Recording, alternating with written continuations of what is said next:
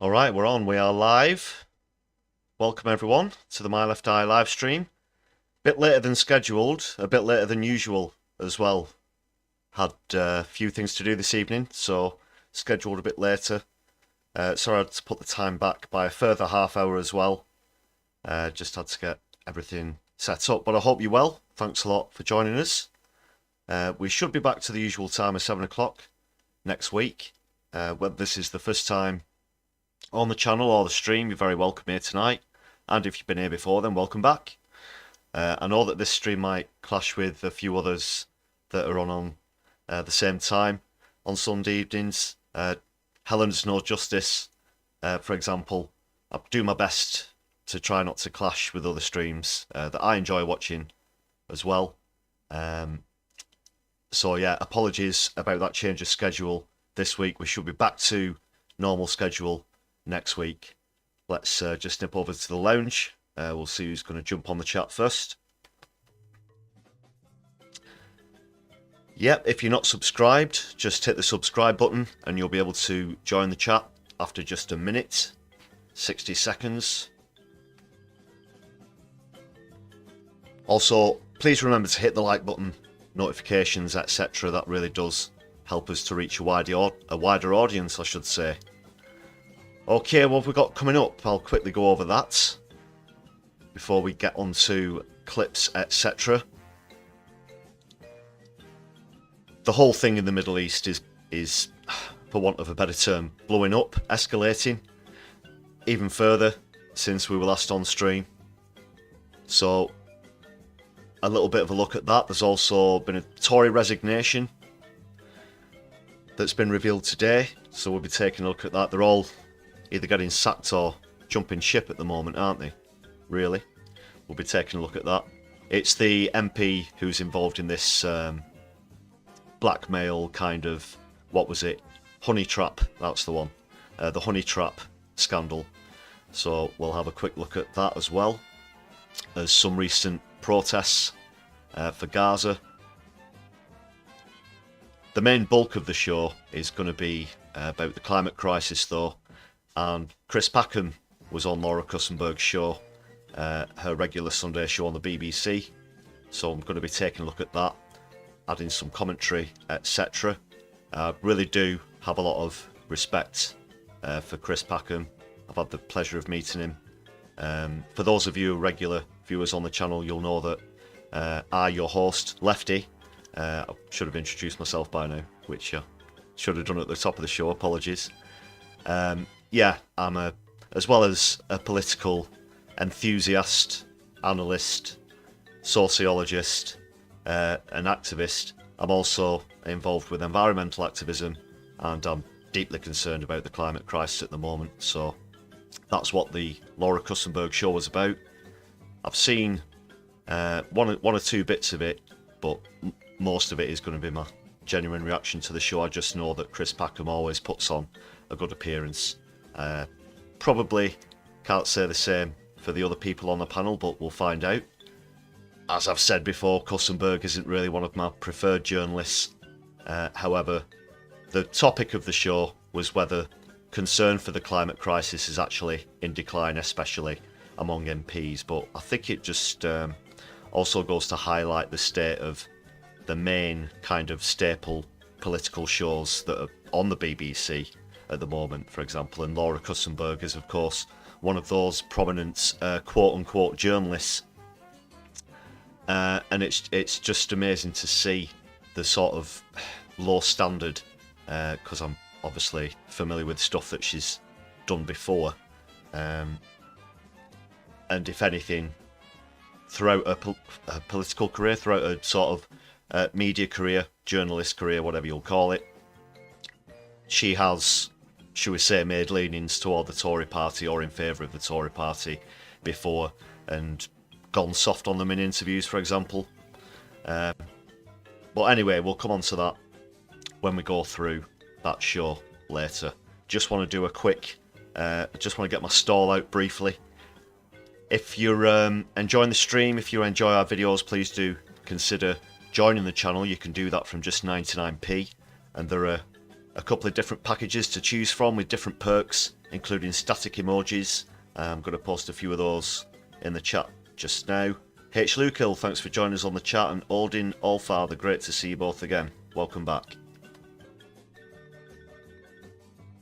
These are just a couple of examples of static emojis. What shall I go for this time?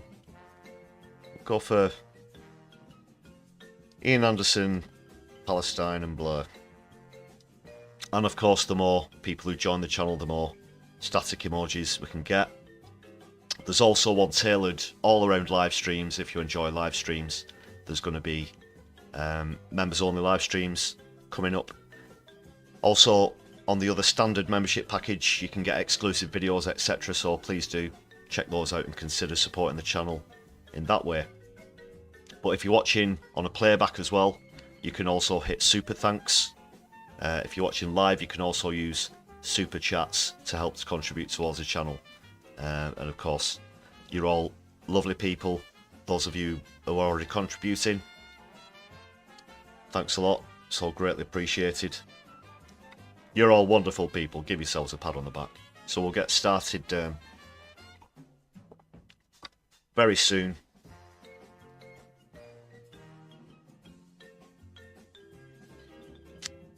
Let's have a look. What should we go to first? Yeah, I think we'll go to the story about the MP quitting Mark Menzies. Of course, the Tory MP. We'll have a quick look at that first. That's enough for now, Keith. Oh dear. Right, one sec. Good start. That's the one. Just going to move this over a bit so we can see a little better.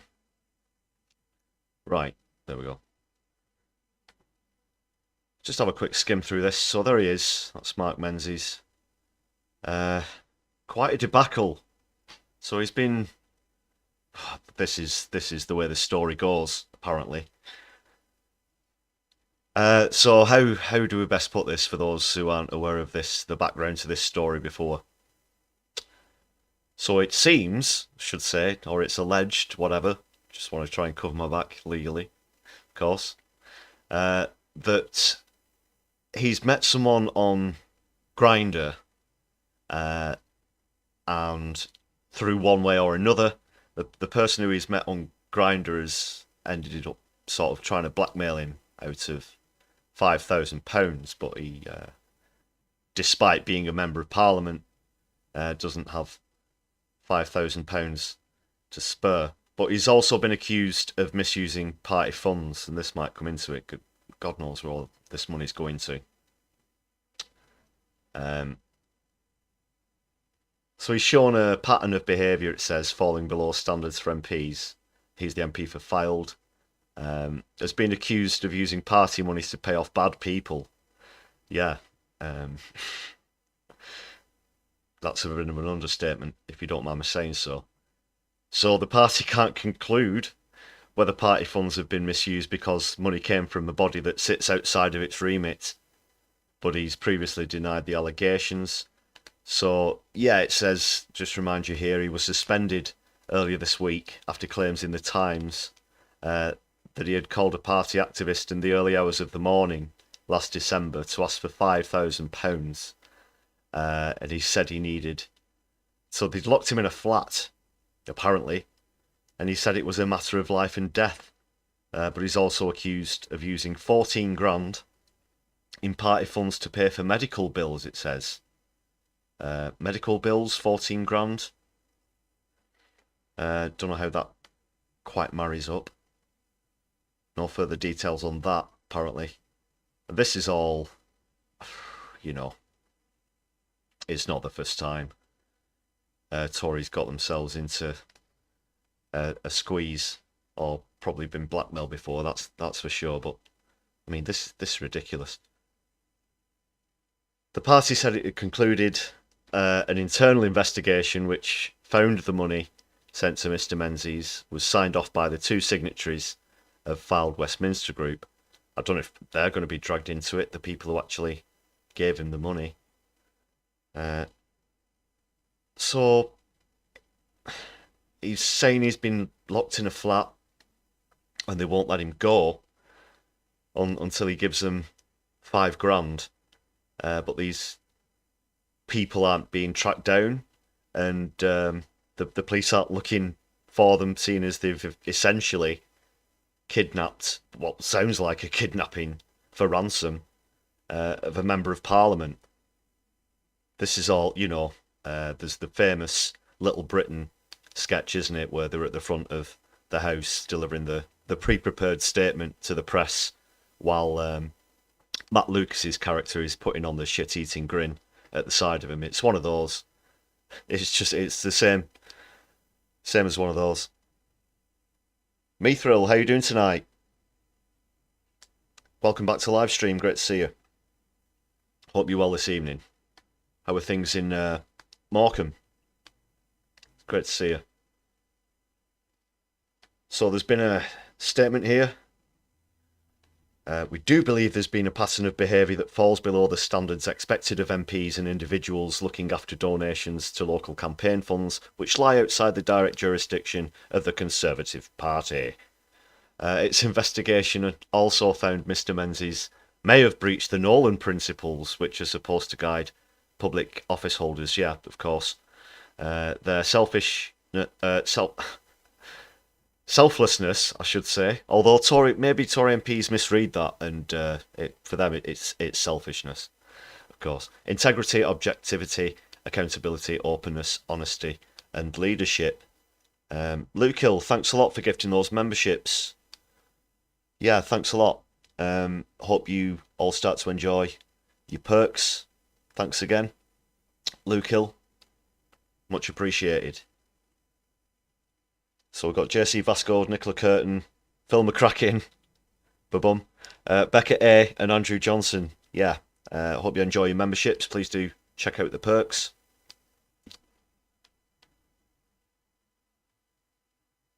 This is all. I mean, this is the best that they can do to save face, the Tories. Really, these statements, due to the nature of allegations made, but also the repetitive nature of these separate allegations, these will be reviewed by the Conservative Party's member governance team. On Friday, Labour Party chairwoman Annalise Dodds wrote to Lancashire police urging an investigation. Have you ever seen Annalise Dodds and comedian Matt Green, who's I've shown one or two videos of before on the live stream, but you've never seen them in the same room. Strange. But she also said the Tory party, which was first made aware of claims about Mr Menzies in January, needed to come out of hiding and explain what action they've taken to deal with these shocking allegations. Yada yada yada. The party announced it would retain individuals across the party on how to manage, quote, accounts which fall outside the remit of the Conservative Party. See, it's, they really are kicking the can down the road there. Why does this account fall outside of the remit of the Conservative Party? Now, obviously, we know the kind of people who are donating to the Tory Party. Some people, should we say, might not want it be so transparent as to how much money they're giving to the Tory Party. Can I put it that way? Perhaps this is why they have this separate, almost proxy accounting system. But then in situations like this, I'm sure that they can get access to details of the account when they need to withdraw the money, you know, when they run out of Dom Perignon or whatever they put on at Tory conferences, etc. But when it comes to tracing money after these kind of allegations have been made, all of a sudden it becomes very difficult, doesn't it? So the door doesn't swing both ways. This article just concludes to say that he'll sit as an independent MP now until the next election, which means there will not be a by-election in the constituency. He's probably another one who's just lame duck now, of course. Almost 70 Tory MPs, is it now, that won't be standing in the next election. But in this case, it's because he's quit, although he's sort of jumped before he was pushed, as is often the case. He's been forced to resign, essentially. So that's that. That's how all that came to a conclusion.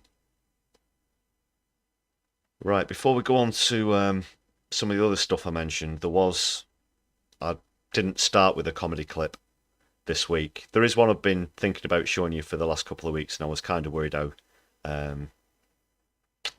what the effects would be on the channel. I was just a little worried because some of the live streams recently have been demonetized, but after submitting a request to review, did manage to get them remonetized. I just didn't want to risk the same again with this one, which does come from another YouTube channel, but also, you know, it's quite dark humour. I'm sure you'll have seen similar versions of other stuff. So it's the Hitler Parodies channel, basically.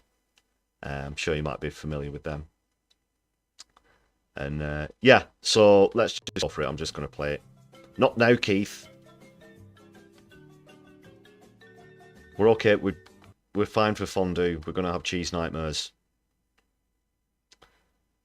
Can't have too much fondue. So yeah, Sunak's on the line, and he's in a bit of bother here. So I'm just gonna play this through as a bit of light comedy before we go on to other more serious topics.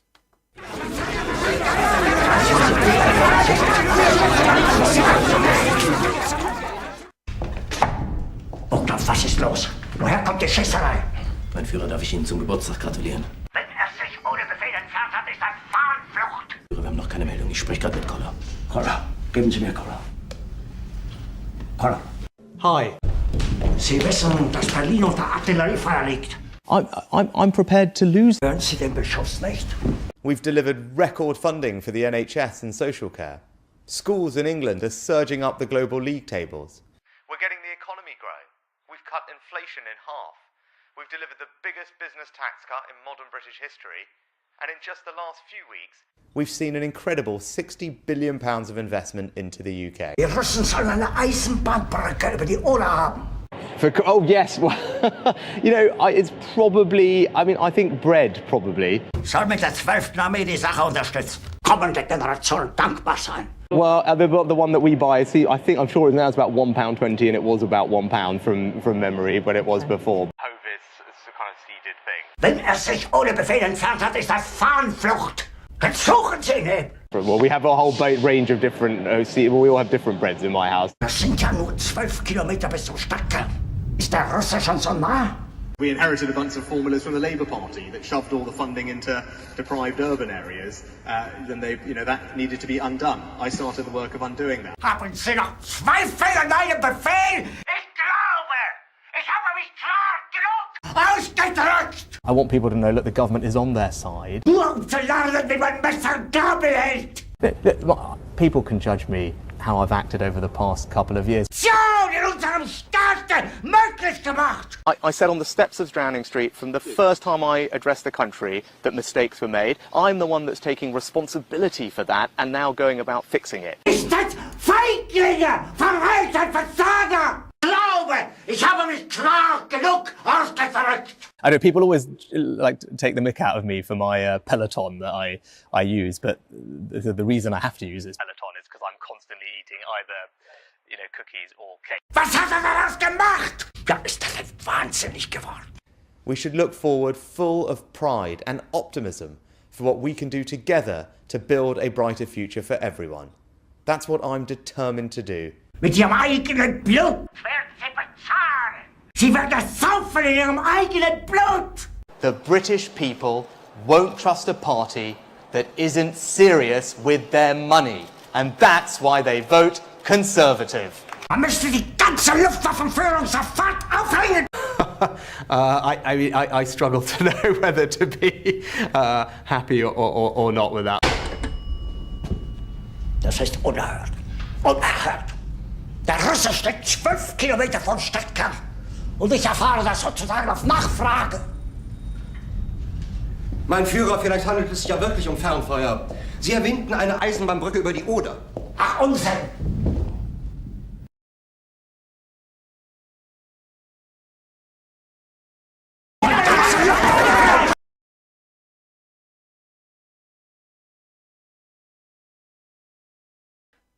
Yeah, really good stuff. I really like that one. There's quite a few of those going around. Apologies to any Germans or German speaker. Obviously, that was a parody translation taken from the film Downfall, of course. Yeah, apologies that everyone's streaming at the same time tonight. I'm on quite a bit later. Sorry, Martin Arnold. Sorry, Mithril. I hope the clash isn't too inconvenient. But really do appreciate you joining us tonight. Yeah, it's certainly multi-stream night this Sunday. Not multi-stream in that way, in the YouTube stream sense. So we'll be going on to Kussenberg shortly. Just a couple more clips I wanted to show you. The first one is Corbyn, who was talking about press freedom and other liberties, you know, hard-fought liberties, etc. And this was just the latest of many great orations from Corbyn's political career. So I just picked this up on Twitter earlier today. I thought it was really good. I wanted to share this one with you. Oh God, how did that get in there? This is a poignant debate because when a war takes place, as there is the terrible war going on at the moment in Ukraine, three things happen. Truth is hidden, thousands lose their lives, and the liberties of people in all countries are put at risk as a result of this. I wanted to raise the issues of the numbers of people in Russia who are in prison, who are anti-war activists. I count myself as part of a big anti-war movement in my own country and in all around the world. And we have to stand up for the right of people in all societies to dissent from what their governments are doing, however difficult it might be for them. I want to draw attention to one particular prisoner in Russia at the moment, Boris Kargalitsky. Boris Kargalitsky is almost unique in the sense that he's been arrested and imprisoned on three separate occasions. Once during the period of the Soviet Union, when he was arrested and imprisoned as being an anti-Soviet activist. Secondly, when he was arrested and imprisoned when Boris Yeltsin was prime minister because he opposed the economic chaos that happened at the time of the end of the Soviet Union. And thirdly, he was arrested and imprisoned very recently in 2023 because of his opposition to the war in Ukraine. And he's now been placed in a penal colony for 5 years and banned for 2 years after that from taking part in any kind of social media activities. He and hundreds of others who stood up against the war in Ukraine, as have other people in other parts of the world, deserve our recognition and deserve our support. Amnesty International said of his verdict, this verdict is a blatant abuse of vague anti-terrorist legislation weaponized to suppress dissent and punish a government critic. They're absolutely right on that. As others have said, though, however, we should be a bit more careful and sometimes a bit more self-critical. In my own country, Julian Assange has now had 5 years in a maximum security prison, who's convicted of nothing in Britain that would merit that kind of prison sentence. His crime is telling the truth to the rest of the world. And also, very recently, last weekend, 2 people who themselves are critical of the war in Gaza were prevented from speaking in Germany. That's Yanis Varoufakis and Dr. Abu Sitta. We have to stand up equally and powerfully for human rights and the freedom of speech wherever it takes us, however uncomfortable those arguments sometimes are. Well said, as always, Jeremy. We're going to be touching on some of the things he said towards the end there, these what's been happening in Germany. And there's a clip from Middle East Eye where other people who support Gaza have been refused entry into Germany as well, journalists, as well as As we said, social commentators being banned. Germany has quite a delicate and unique sort of position in this conflict. Obviously, given its past, it has a certain different point of view towards Israel than other countries may have. Should we put it that way? For example, come on, you all know what I'm talking about in terms of Israeli propaganda, the type of propaganda and type of things that they say about any of the critics. Obviously, Germany historically is in a different position than other countries. So perhaps it's been said that they are being oversensitive or over sympathetic towards Israel. But this is certainly a step too far. Yanis Varoufakis is a fantastic economist, sociologist and commentator. I've been a great fan of his for a number of years now. He's always absolutely spot on with what he says, and now he's banned from Germany. Just going a bit further back into what Corbyn said as well about the free press in general, he mentioned Julian Assange. Obviously, we spoke about Julian Assange before, his latest situation, having been in Belmarsh for 5 years, potentially waiting extradition to the United States of America to face trial simply for telling the truth, as well as this whole broader macro thing of coming down on protesters in general, especially environmental protesters, anti-war protesters, etc. And it just shouldn't be happening in the 21st century. It really shouldn't. I mean, we're being dragged back into this thing with the thing with Israel is they're using 20th century tactics and politics in a 21st century conflict.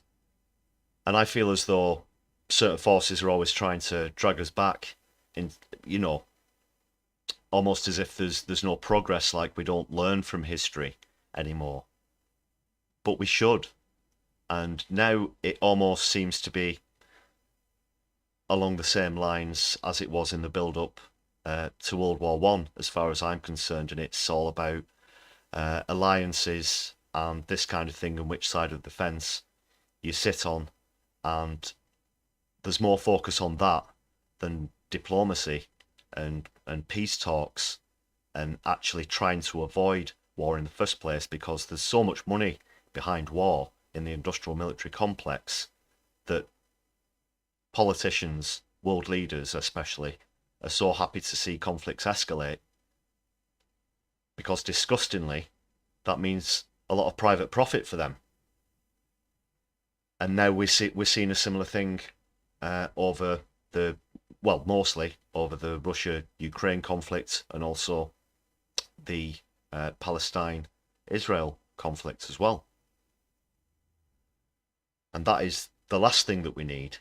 It's not simmering anymore in the Middle East. It's going to boil over. It's looking like boiling over. Although the USA turned round to Israel after the Iranian attacks, which we discussed last week, to say that if they do retaliate against Iran for their retaliation, then they'll have to do it alone. And although they've said that to Israel, they've just gone and bombed Iraq anyway. And now there are further conflicts, of course, as well, concurrently with Lebanon and Israel.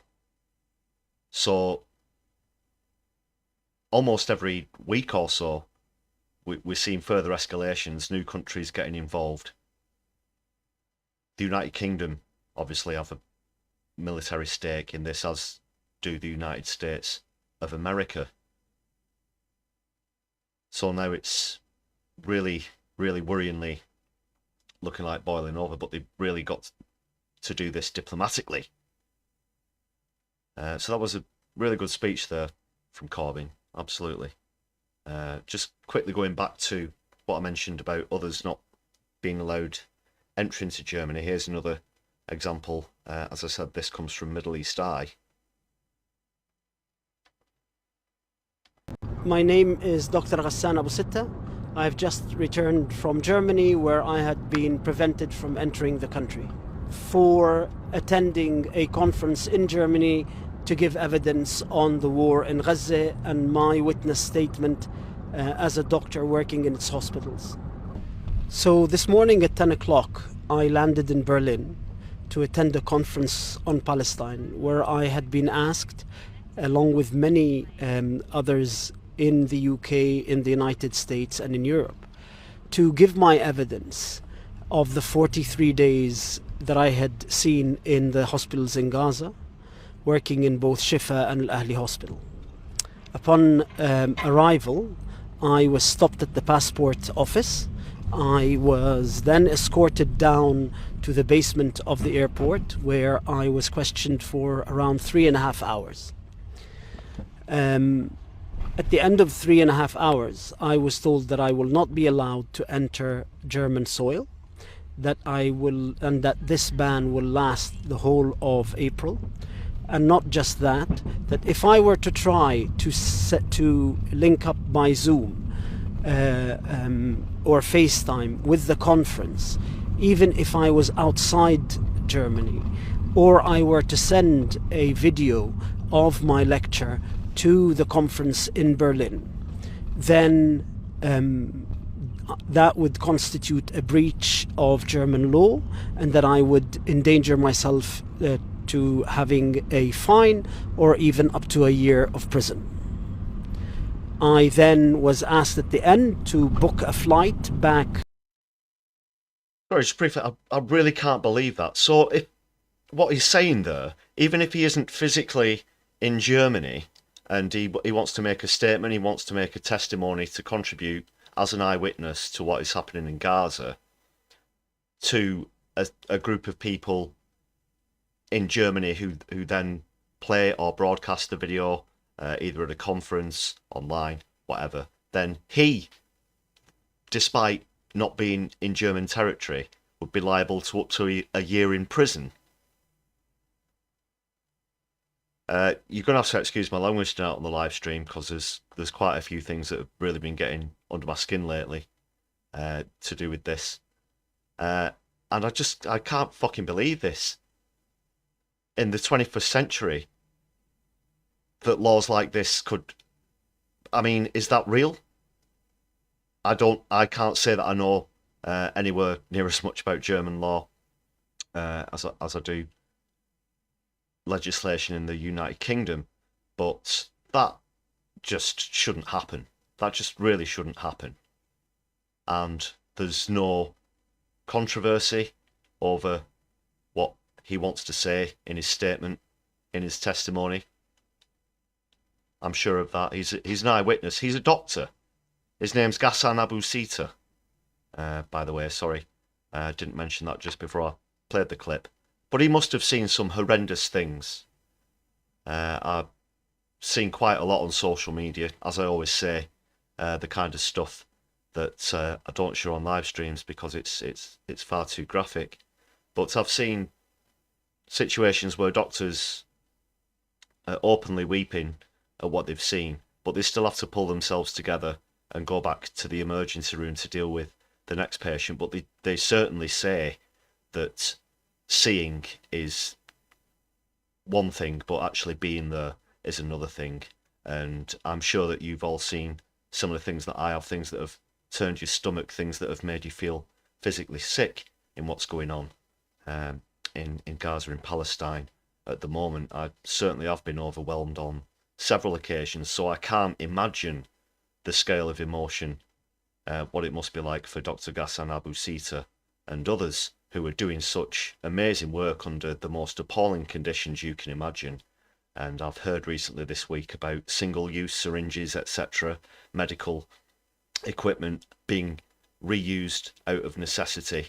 And while that might heighten the risk of infection, etc., they are often left with no choice. It's either risk the infection or the patient will die on the operating table. And that's an awful decision to have to make morally as well.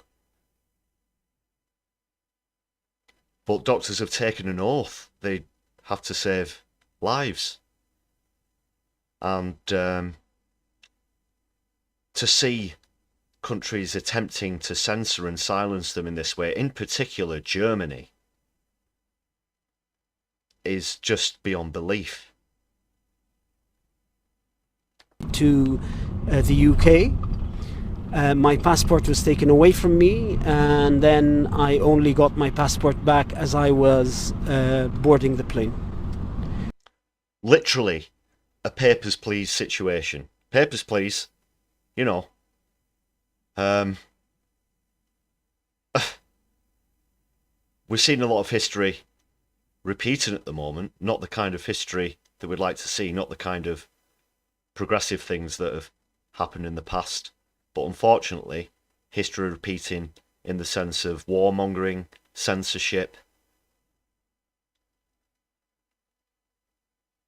It's only getting worse and worse at the moment. I'm stultified that these kind of things are happening, and all this doctor wants to do is tell the truth. All Yanis Varoufakis wants to do is tell the truth. All Julian Assange did was tell the truth. Just quickly referring back to that clip from Jeremy Corbyn earlier as well. So why all this overbearing censorship all of a sudden? As Germany is defending itself against the Nicaraguan charges that it is an accomplice to the genocidal war, as described by the International Court of Justice, this is exactly what accomplices to a crime do.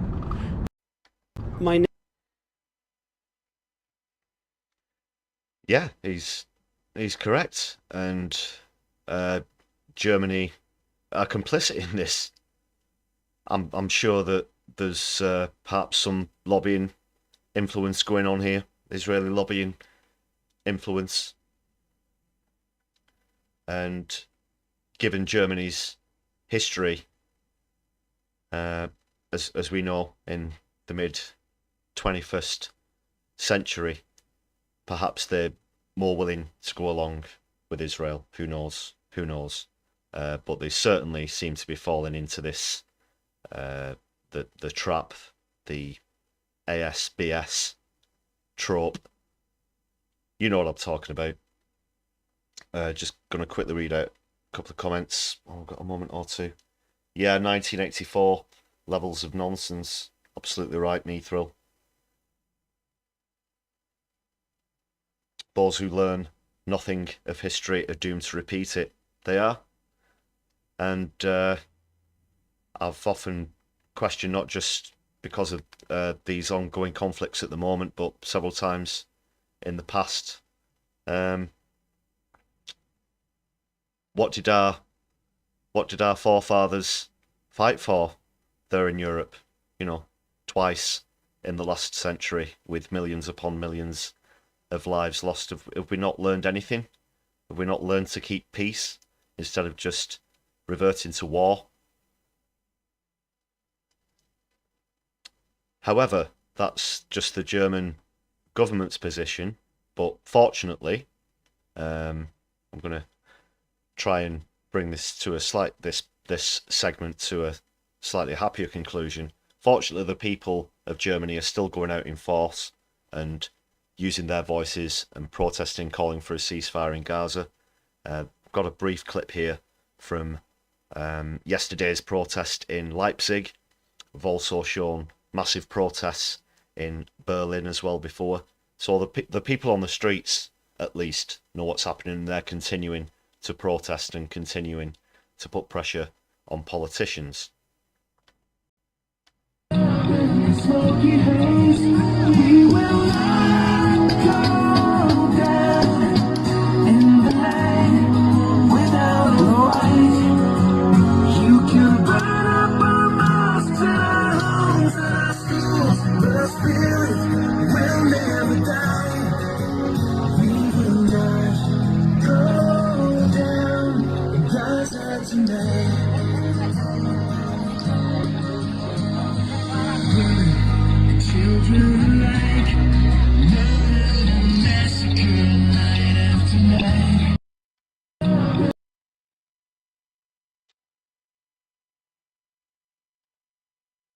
Yeah, that's from Leipzig, as I said.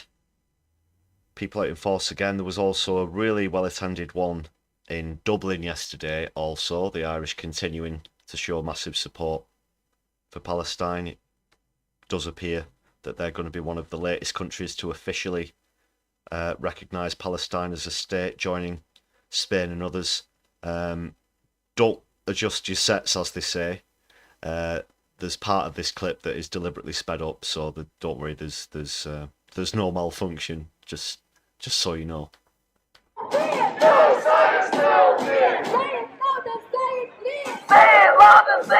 It's just to illustrate the sheer numbers of people who were there. That's why they've sped it up.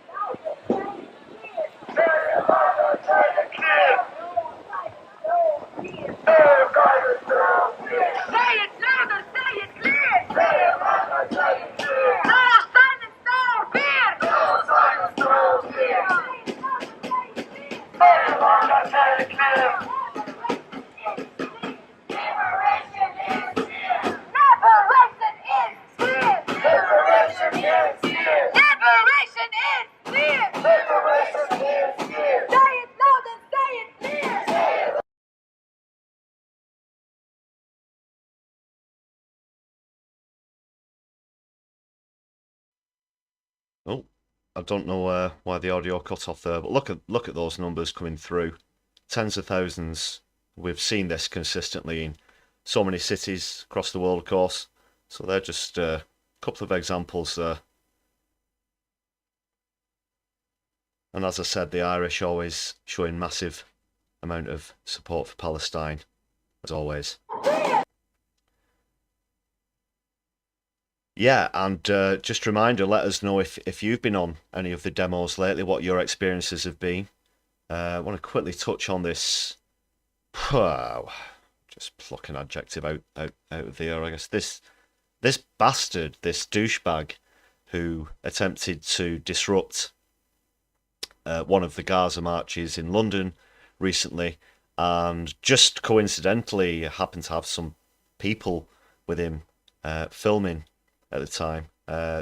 What's he called? Gideon, I believe his name is. And he's a notorious Zionist, of course, and he's one of the people who was involved in the massive smear campaign against Jeremy Corbyn. But as I said, they just happened to film him. He's the person who this whole controversy is about, with the Met police officer telling him that he openly looks Jewish, and the media have jumped on this as some sort of anti-Semitic attack without looking at it on a macro scale, without taking a couple of steps back and seeing the broader picture. So this fuckhole was only there to cause disruption, to try and escalate some sort of disruption and make a fuss, try and interrupt the peaceful demonstration that was taking place. And from what I've seen, it looks as though the Met police officer was kind of right to intervene. The clip that has been going around the media has kind of been taken out of context quite a bit, as far as I know. And this person was just there to cause trouble, which the police officer seemed to be completely aware of. And now I've been, don't get me wrong, I've been a critic of the Met Police. I mean, several times before. I've you know, as I said, I'm an environmental campaigner and activist myself. I've been arrested several times by the Met Police in London, so I have been a critique of theirs in the past. But on this occasion, it does seem to have done the right thing and not allowed him and his goons who showed up, these Zionists, to cause a disturbance. Now, I'm all for everyone's free right to protest, and there have been other pro-Israel marches, not marches really, sort of because you don't really get a lot of people showing up to them, certainly relative to the number of ceasefire demonstrators. But they've not clashed. They've been kept apart. They've been kept separate, and that is purely to keep the peace. And there's nothing wrong with that. There's nothing wrong with that. Yeah, thanks a lot everyone for showing the Free Palestine static emojis in the chat as well. Yeah, it's great to be here in solidarity with you today, and happy Socialist Sunday as well. I forgot to say that at the top of the show. Solidarity everyone, and solidarity with Palestine as always. But just quickly back to that story, it's still developing. There have been calls for this Met police officer to be disciplined or be sacked, of course. There'll always be a knee-jerk reaction from the right-wing press, but you've probably seen that story going around on the media today. That's just my 2 cents on it at the moment, because it's transpired that this guy really is a piece of crap, pro-Zionist. So, yeah, that's my take on it. Right, I think I'm gonna jump into the sort of bulk of the show. Been on for 45 minutes now. I'm not going to go through the entirety of Kustenberg. Just go through a few finer points. I mostly want to focus on what Chris Packham has to say. As I mentioned earlier, I'm a massive fan of his. I've had the privilege of meeting him in what I've done with Just Stop Oil. He actually held 2 back-to-back talks one night at one of the Quakers meeting halls close to Trafalgar Square in London. That was last year. And he did them back-to-back despite having a bit of an upset tummy, shall we say. Couldn't get off the... had to keep dashing off to use the loo, but he still persisted and did 2 amazing back-to-back talks. He has, of course, been an open supporter of Just Stop Oil, and after those talks, he later went on to join them on a couple of marches and made a documentary about that called Is It Time to Break the Law?, which I do suggest you check out if you've not seen already. Some of the stuff that I've been involved with features in that as well. So I really do want to see what he's got to say to Kustenberg about the climate crisis. The whole topic of the show, as I said, was whether people have taken their eye off of it, basically, recently. But it is and should be a lot of people's top priorities, or certainly one of your top concerns at the moment. It definitely is for me something that I'm very passionate about, that I'm very worried about. And politicians, especially Sunak, seem to be going further in the opposite direction. The UK did make a little bit of progress under previous prime ministers. It was David Cameron who, when he got in, said get rid of the green crap. For all of his faults, actually, Johnson did a lot more than Cameron in terms of trying to get towards net zero. Net zero is something, and this is another topic entirely. I have to be very careful how I choose my words and how to say this. I prefer actual zero to net zero, and I'll just briefly say that net zero is basically an accounting scam, and it's not really a real target to be getting towards. It allows offsetting of output of carbon. For example, I'll just give you one quick example, but I won't get onto this too much. But I was just pointing out that Johnson did more to getting towards those net zero targets than Sunak ever will. But say the UK digs up around Scotland a load of natural oil and gas, as we will be seeing at Rosebank and other new oil facilities, natural gas facilities, and then we sell that to another country. So country A sells to country B. Country B is the one that actually uses the fossil fuel and creates the pollution. However, country A, the one who actually dug it out of the ground, can actually say that they had no part in that. They can offset that carbon onto that other country. And that's what net zero as a concept allows. So even though it appears that one country isn't responsible for emissions, essentially they are, even though they just sell it to another country who are the actual ones who use the product, who use it to heat the homes or whatever else that they use the oil and gas for. And it's kind of an accountancy scam in that way. But if you want more information on that in detail, I do suggest you check out the work of Professor Kevin Anderson, who's a great professor. He used to teach in Manchester. He's also part of the Tyndall Centre, which is a fantastic environmental climate kind of hub.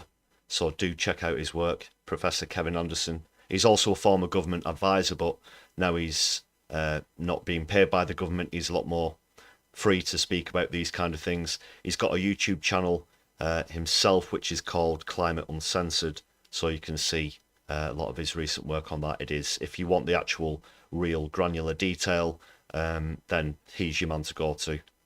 People like him. Also, I can recommend Professor Bill Maguire, who's an environmental volcanologist and climatologist as well.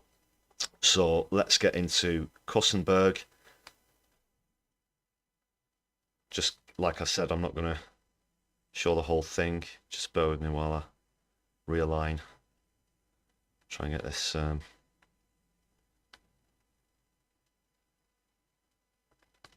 we go. Yeah, that'll do.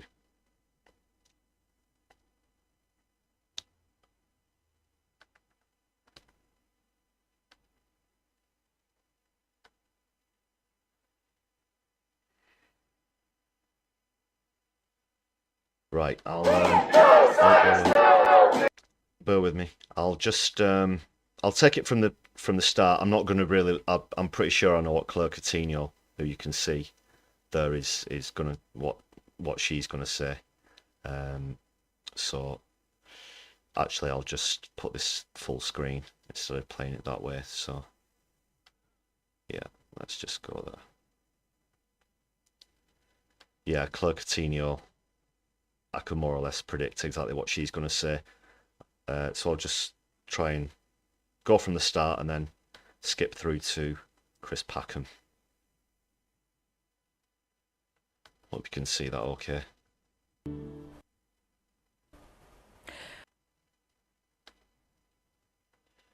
Hello, this morning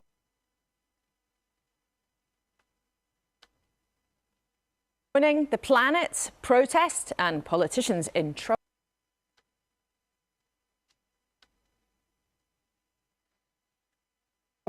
They all agree that big problems like climate change Oh, it's buffering. Sorry.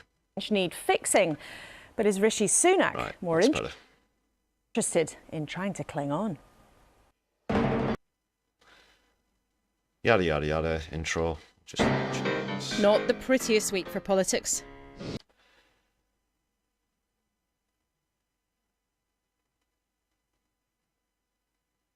Another MP suspended from the Tories. Let's just cut through the intro. Get to the start.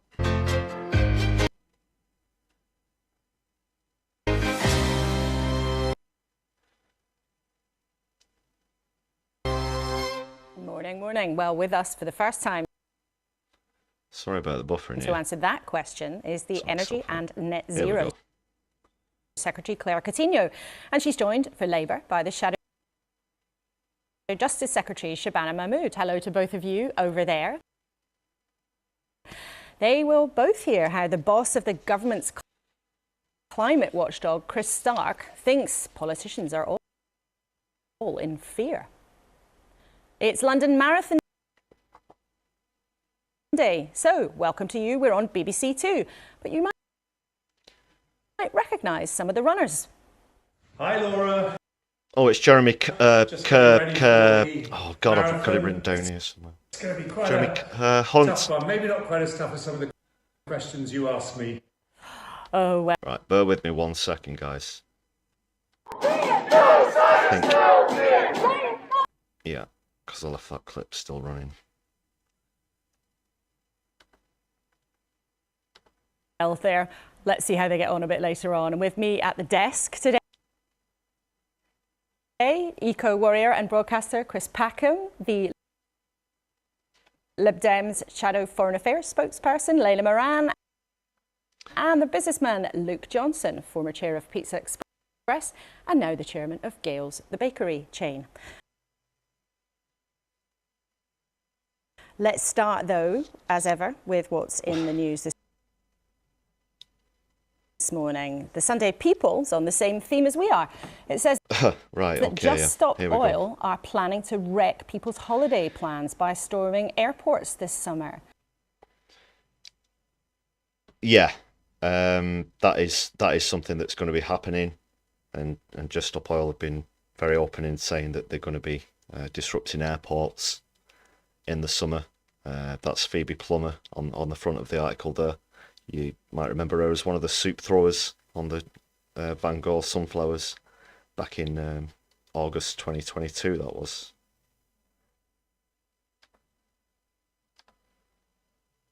October. The Observer splashes with August. Labour shifting to target pensioners, trying to stir it up after the Tories said they want to get rid of national insurance over time. The Mail has... Right, I'm going to cut through this.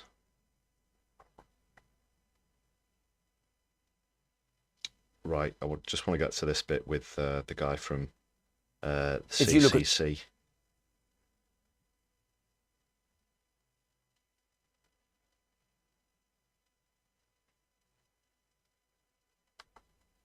And it is buffering a bit, just bear with, I'm going to have to turn the... to remove as much carbon from the air slightly as gets pumped into it. But of course that means big costs potentially for consumers and businesses too. The man whose job it is to check up on politicians' progress towards that goal is Chris Stark, the boss of the Climate Change Committee. I met him at the new Green Energy exhibit at the Science Museum in London, and it's fair to say he's less than impressed. So let me say from the off that the country has done a lot to reduce greenhouse gas emissions, thing that causes climate change. But in our view, that's in the past. So we are looking into the future at all the things that need to be done if we want to finish the job of getting to this goal of net zero, including some very difficult topics like how we heat homes, or how we deal with the industrial emissions that we have in this country, what we do with farming, for example, transport systems. And it's in those other areas that we see the gap. And that gap is what we're referring to when we talk about the lack of leadership. Yeah, so, well, just bringing up Just Stop Oil again. Just Stop Oil's campaign is to stop new fossil fuel licenses, of course, and not to stop the entirety of oil usage. That's ridiculous. A lot of people still think that, unfortunately. However, they just want to stop new fossil fuel licenses and transfer to renewables to light and heat people's homes. So it's not a campaign for electric vehicles, for example, or anything else. JSO are often accused of being hypocrites, and I've even had this, thrown at myself personally when I've been on actions, when I've been on marches, etc. Even people asking what our clothes are made of, how did we get there, how did we get to London, blah, blah, blah. That really doesn't come into it. It's about how we light and heat our homes. So we need to be doing this with renewable energy. Also, whilst we're doing that, we should be insulating people's homes. And not only is this going to help to protect our planet, but it's also going to save people thousands of pounds a year, with renewables being 79 times cheaper, of course. There'll still be politicians, etc., who will try and argue that a transition to renewables is somehow going to be expensive or cost people more. That's bullshit. That's absolute nonsense. And it is just scaremongering and naysaying, as though we've got to sort of tiptoe towards this cliff edge of climate disaster because of our commitment to the way things are at the moment. And if you set that up, that you're so reliable on something that's killing you, then that's not really good governance at all, is it? So, as he's saying, there's more that needs to be done in the future. We're way behind on our climate targets, which are legally binding, by the way. Should remind you, these commitments that we've made are legally binding. We've done these at World Climate Summits. We need to see stronger policy in other areas, despite the fact that other parts of the world are playing catch up with the UK. The risk for the UK is that we're going to lose the race just at the point when really you want to be at the head of that. The Prime Minister ditched some of the measures and slowed down what you've been talking about in the autumn. What was your honest reaction to that speech? It was presented to the country as a step back from going too fast on this transition.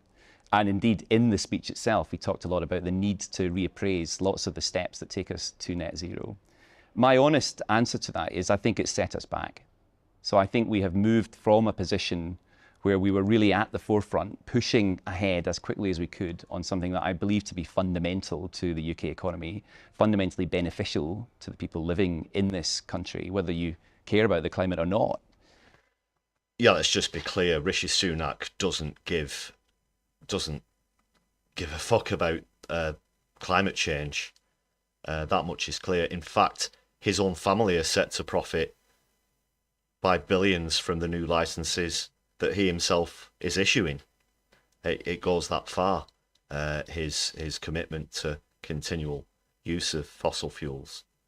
And although Theresa May and Johnson made some progress, not enough, not anywhere near enough, we did promise to be world leaders, and we were way off our targets. At one point, carbon emissions were going up instead of being reduced by over 50%, which was required. They were actually going up by about 10 to 15% at one point. But Rishi Sunak has just sort of switched on the afterburners with this, pardon the pun, but he's been giving away licenses like sweets, and he's shown no concern for the climate crisis whatsoever. And we are now in a position now where we're actually trying to recover ground. And I'll give you one example of that. The sort of diplomatic impact of that has been immense. So we have lots of contacts with other countries around the world. It doesn't matter that there were detailed policies within that speech that you could say were very much in line with net zero. The overall message that other parts of the world took from it is that the UK is less ambitious on climate than it once was. And that is extremely hard to recover. The trouble is that the kind of rhetoric for this has definitely changed recently. Do you think that climate change is actually a personal priority for the Prime Minister? And do you think Rishi Sunak really cares about this very much? Well, I take the Prime Minister on his word. So he said it was a personal priority. Certainly he made doesn't. a speech in Downing Street where he made that very point. But I think he has not clearly made it as much of a priority as some of his predecessors did. Certainly Boris Johnson and Theresa May, of course, was the Prime Minister that put net zero into law. I would prefer, of course, to see the head of the government really take a leadership position on it, because in the end, every other bit of government feels the pressure to then act on that, and that's when the good stuff starts to happen. And that's not happening right now, in your view? It certainly feels more difficult now. In the civil service, certainly, the machine is producing lots of policy, but it's not clear how that should be presented to the public. And that could really do with some clarification, I think. Labour, though, also has been attacked by some on their own side for not being ambitious enough, for ditching their 28 billion target of spending on green projects. Well, Starmer would be just as bad, obviously. Strange to see Kussenberg talking a little bit of sense there. I'm sure she'll make up for that later. But yeah, just back to that point, Starmer ditching the 28 billion green policy, trying to claim that it would be outside of rules on budget, etc. A very, very dismissive excuse as far as I'm concerned. It's the climate crisis, it's not the climate concern, it's not the climate, we'll deal with this later. It is a crisis, and that's not to overstate it. Even the head of the UN, Antonio Guterres, has said that we've shifted from global warming to global boiling, with all these records being broken year on year, land temperature records, melting rate of Arctic and Antarctic ice, as well as rising sea levels, of course, concurrently with that. So year on year, we're seeing all of these devastating records being set. The hottest year on record last year, and that is set to be broken again this year. So it's a massive crisis, but Sunak and Starmer, neither of them have any concern for it whatsoever. Do you think also Keir Starmer should be bolder on this agenda? I do. You regularly hear Ed Miliband talk about the transition, of course, on the Labour side, but Keir Starmer, of course, doesn't talk about it quite so much. I think the exciting story that comes with the climate transition is the one that I want to hear from leaders on either side of the political divide. But it sounds from what you're saying, though, that you don't feel at this moment in time, when the need to act seems to be stronger than ever before, if you look at what's happening around the world, actually our politicians are not really grasping it. I think there's a collective fear about talking about it at the moment, which I find interesting. You look out your window and you see we've had, the wettest 18 months ever in this country. We've got the hottest year on record in the last 12 months. I think people around the world know climate change is happening, but there is definitely a fear of talking about it in British politics at the moment. And my biggest fear of all, standing back from my formal role in the Climate Change Committee, is that I would not wish to see us reach a point where you get polarised politics around climate, the likes of which you find in the US or Australia. And I worry that that might start to creep in if we leave this vacuum, if you like. That hasn't, I'm glad to say, hasn't quite crept into full denialism around climate change, but we're not far from that. You can see some people have been warming up to make some of those arguments again. One place where there was a lot of enthusiasm for it, though, where even there are Greens in government, is in the Scottish administration. And just this week, they ditched one of their targets. Yeah. And Scotland is, I think, a salutary tale. The Scottish government chose to choose an even more ambitious path than the one that we'd advised. And that's fine. I mean, I love ambition, but it only matters if you actually deliver against that. And what we've seen in this week is desperately disappointing from the Scots. They've pulled away, essentially, the target framework almost in its entirety, leaving the net zero target, but removing the targets for 2030 and 2040. And the reason they've done that is because the 2030 target was overambitious. So for political reasons, they set a target they were never going to hit, but now they've had to ditch it. Yeah. And I think this is the problem. That is the problem. He's kind of right. And as he said, some countries who'd previously committed to net zero by 2030 are now doing so by 2050. In terms of stock market value, etc., there's a lot of money in fossil fuels at the moment. And unfortunately, for these rich people, we're going to have to take their toys away, unfortunately. The gravy train is going to come grinding to a halt as far as they're concerned. They're just so used to all the money pouring in while they rip people off, people getting ripped off with their energy bills, etc. The head of BP turning around and saying that he's got more money than he knows what to do with. And that's all going to have to come to an end if we're going to hit these targets, and also if we're going to turn things around and transition to renewable energy whilst we use the reserves that we've got. I should point out we've got almost a decade's worth of oil and gas reserves at the moment. Even if we turned off every tap tomorrow morning, we'd still have a decade's worth at least. So it's just the money, really. It's not the sort of logistics of what we can do. The technology's there. We've got huge wind and tidal potential here in the UK. Solar, not so much, of course. This is Great Britain after all.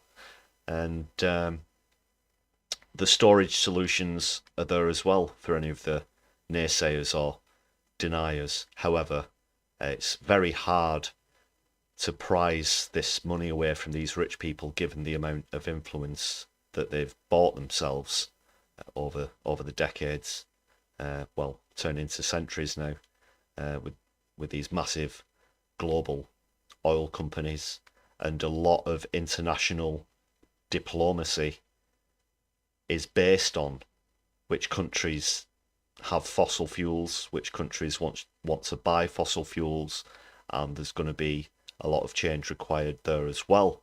So that's what happens when you put all of your chips on a finite resource.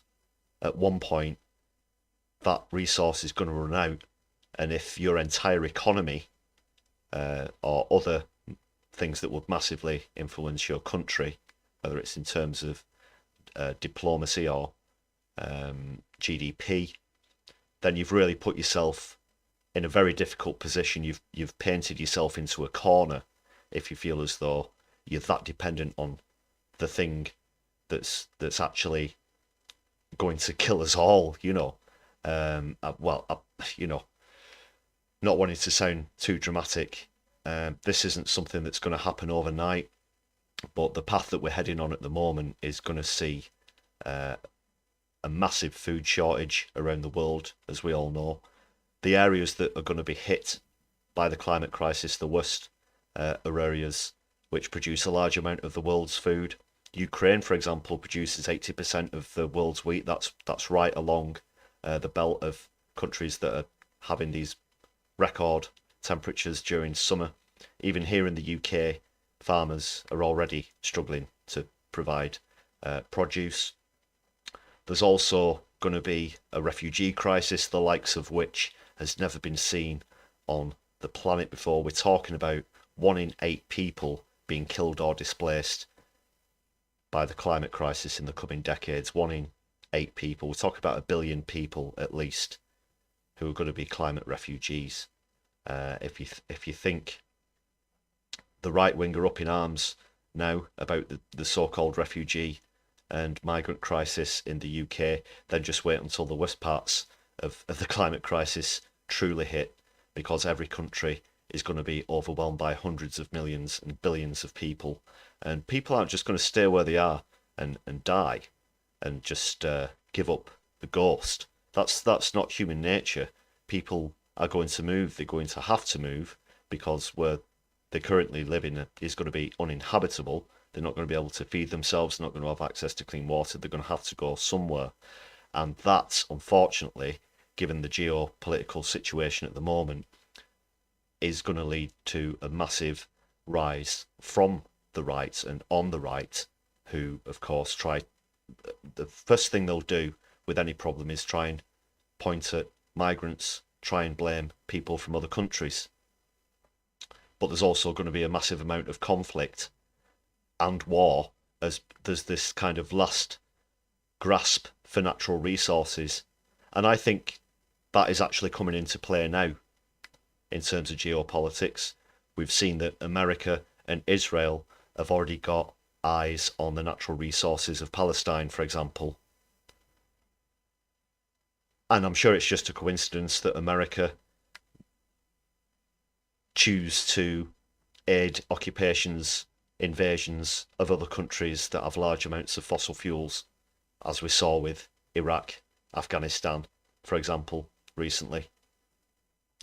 And there's going to be that on an even larger scale than we have at the moment, as this last grasp for resources continues to go on through the 21st century. If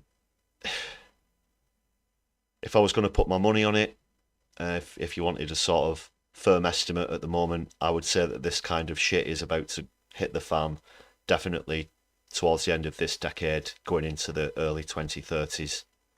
And that's a very alarmingly short amount of time.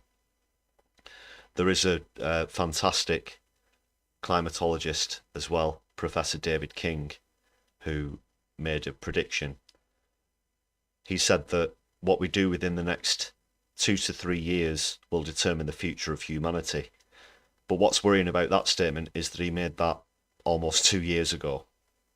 So the decisions that we make now are going to stop the potential repercussions decades down the line. We still have the chance, even though it's a slim chance, of staying under 2 degrees of warming now, because 1.5 as an average temperature rise is way out the window.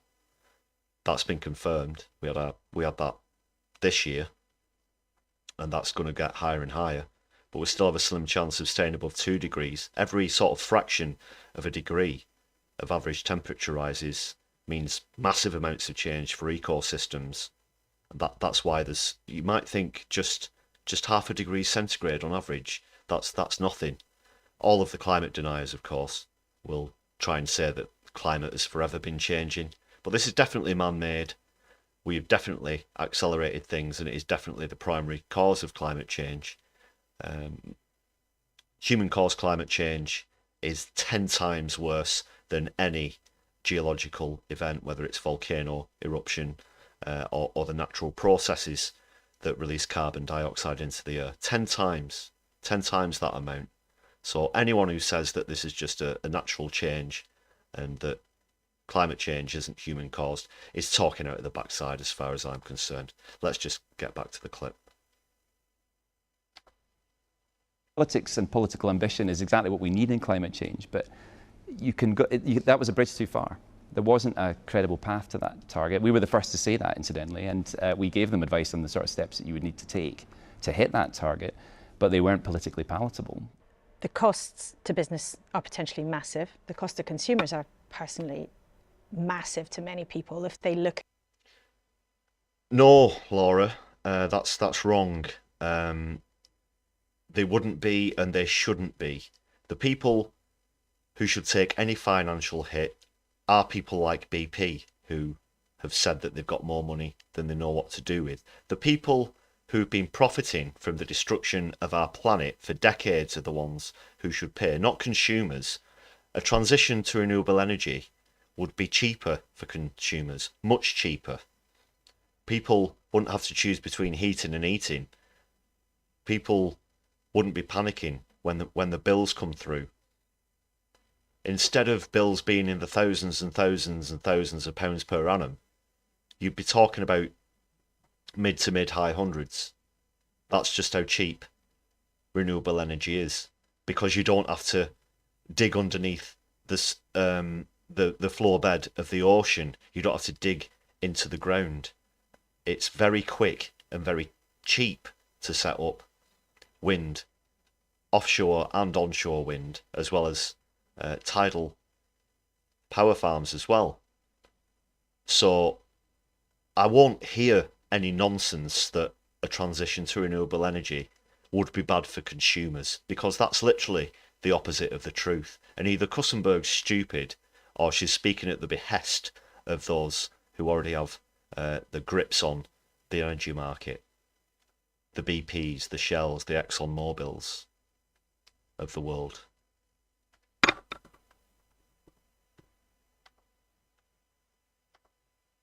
At how much it costs to get a heat pump, or how much it costs to insulate their house, or how much it might cost them for a new boiler that might be more effective. The government should pay to insulate people's homes, Laura, not consumers.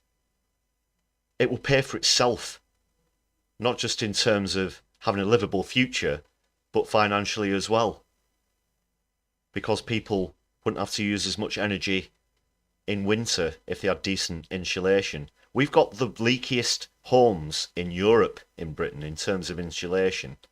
More heat, more energy through more thermal energy escapes from British homes than any other home in Europe. And we're supposed to be world leaders, you know. We're still, a lot of people still think that we rule the world at the barrel of a gun, the Great British Empire. Those days are done. We're not world leaders in anything, apart from stupidity and perhaps client journalism. Efficient, but at the moment they're thinking, I'm finding it hard to pay my bills as things stand. I mean, a lot of members of the public just think this is not something that's affordable right now. What would you say to them? I think that's entirely reasonable. We can't. This is the danger here is in thinking that there's some sort of magical solution to this. There isn't. I mean, if you can't afford your gas bill, you're hardly likely to go and buy a heat pump. I can't believe that he's buying into it as well. It's as simple as I've just explained. Tax the rich. Make them pay for it. Tax the billionaires. Tax the fossil fuel companies themselves. Please don't buy into this crap. Please don't. It really pains me to see these god-awful false tropes being conformed to and people perpetuating these lies. Millions of people are relying on information from people like this.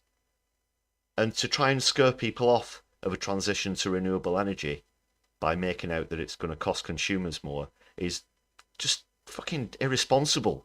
It's just absolutely false and irresponsible. I mean, and that's entirely fair. So we It's need to, not I think, fair. two things on this. That's Firstly, ridiculous. it's a You should be policy calling her choice out on about this. how we handle this, and it's for the government to decide that. But the kind of point here is that we have time, and it is a transition, and it does not require us to ask people to do things that are impossible at the moment.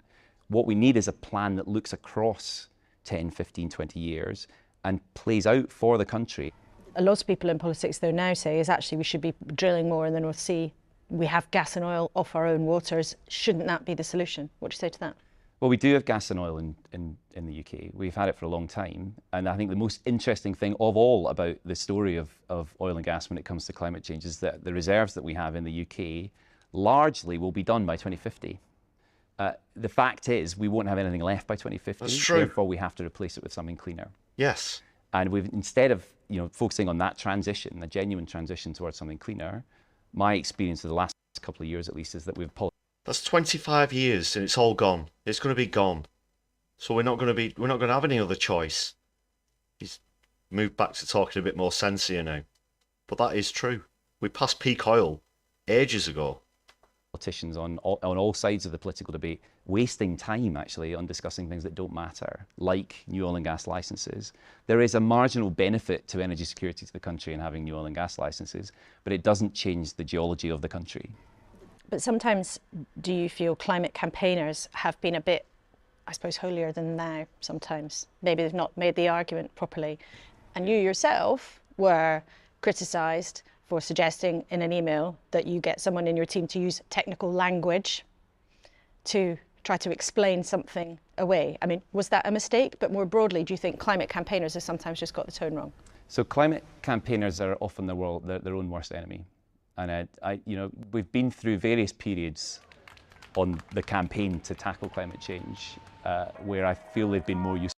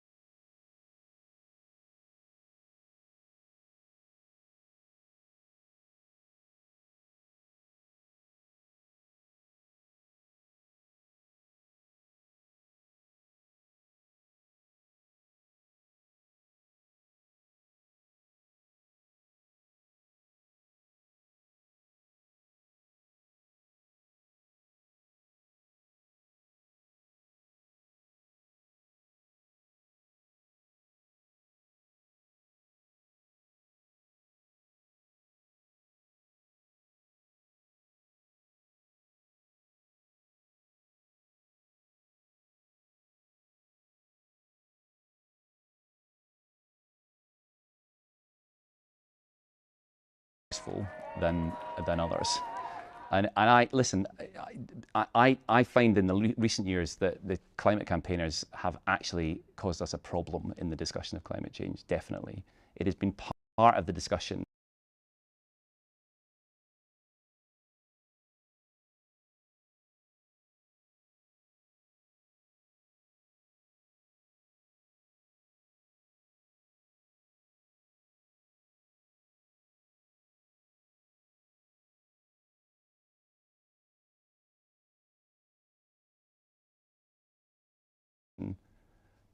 The part of the movement towards this being such a negative discussion in some parts of the press, at least. And listen, on my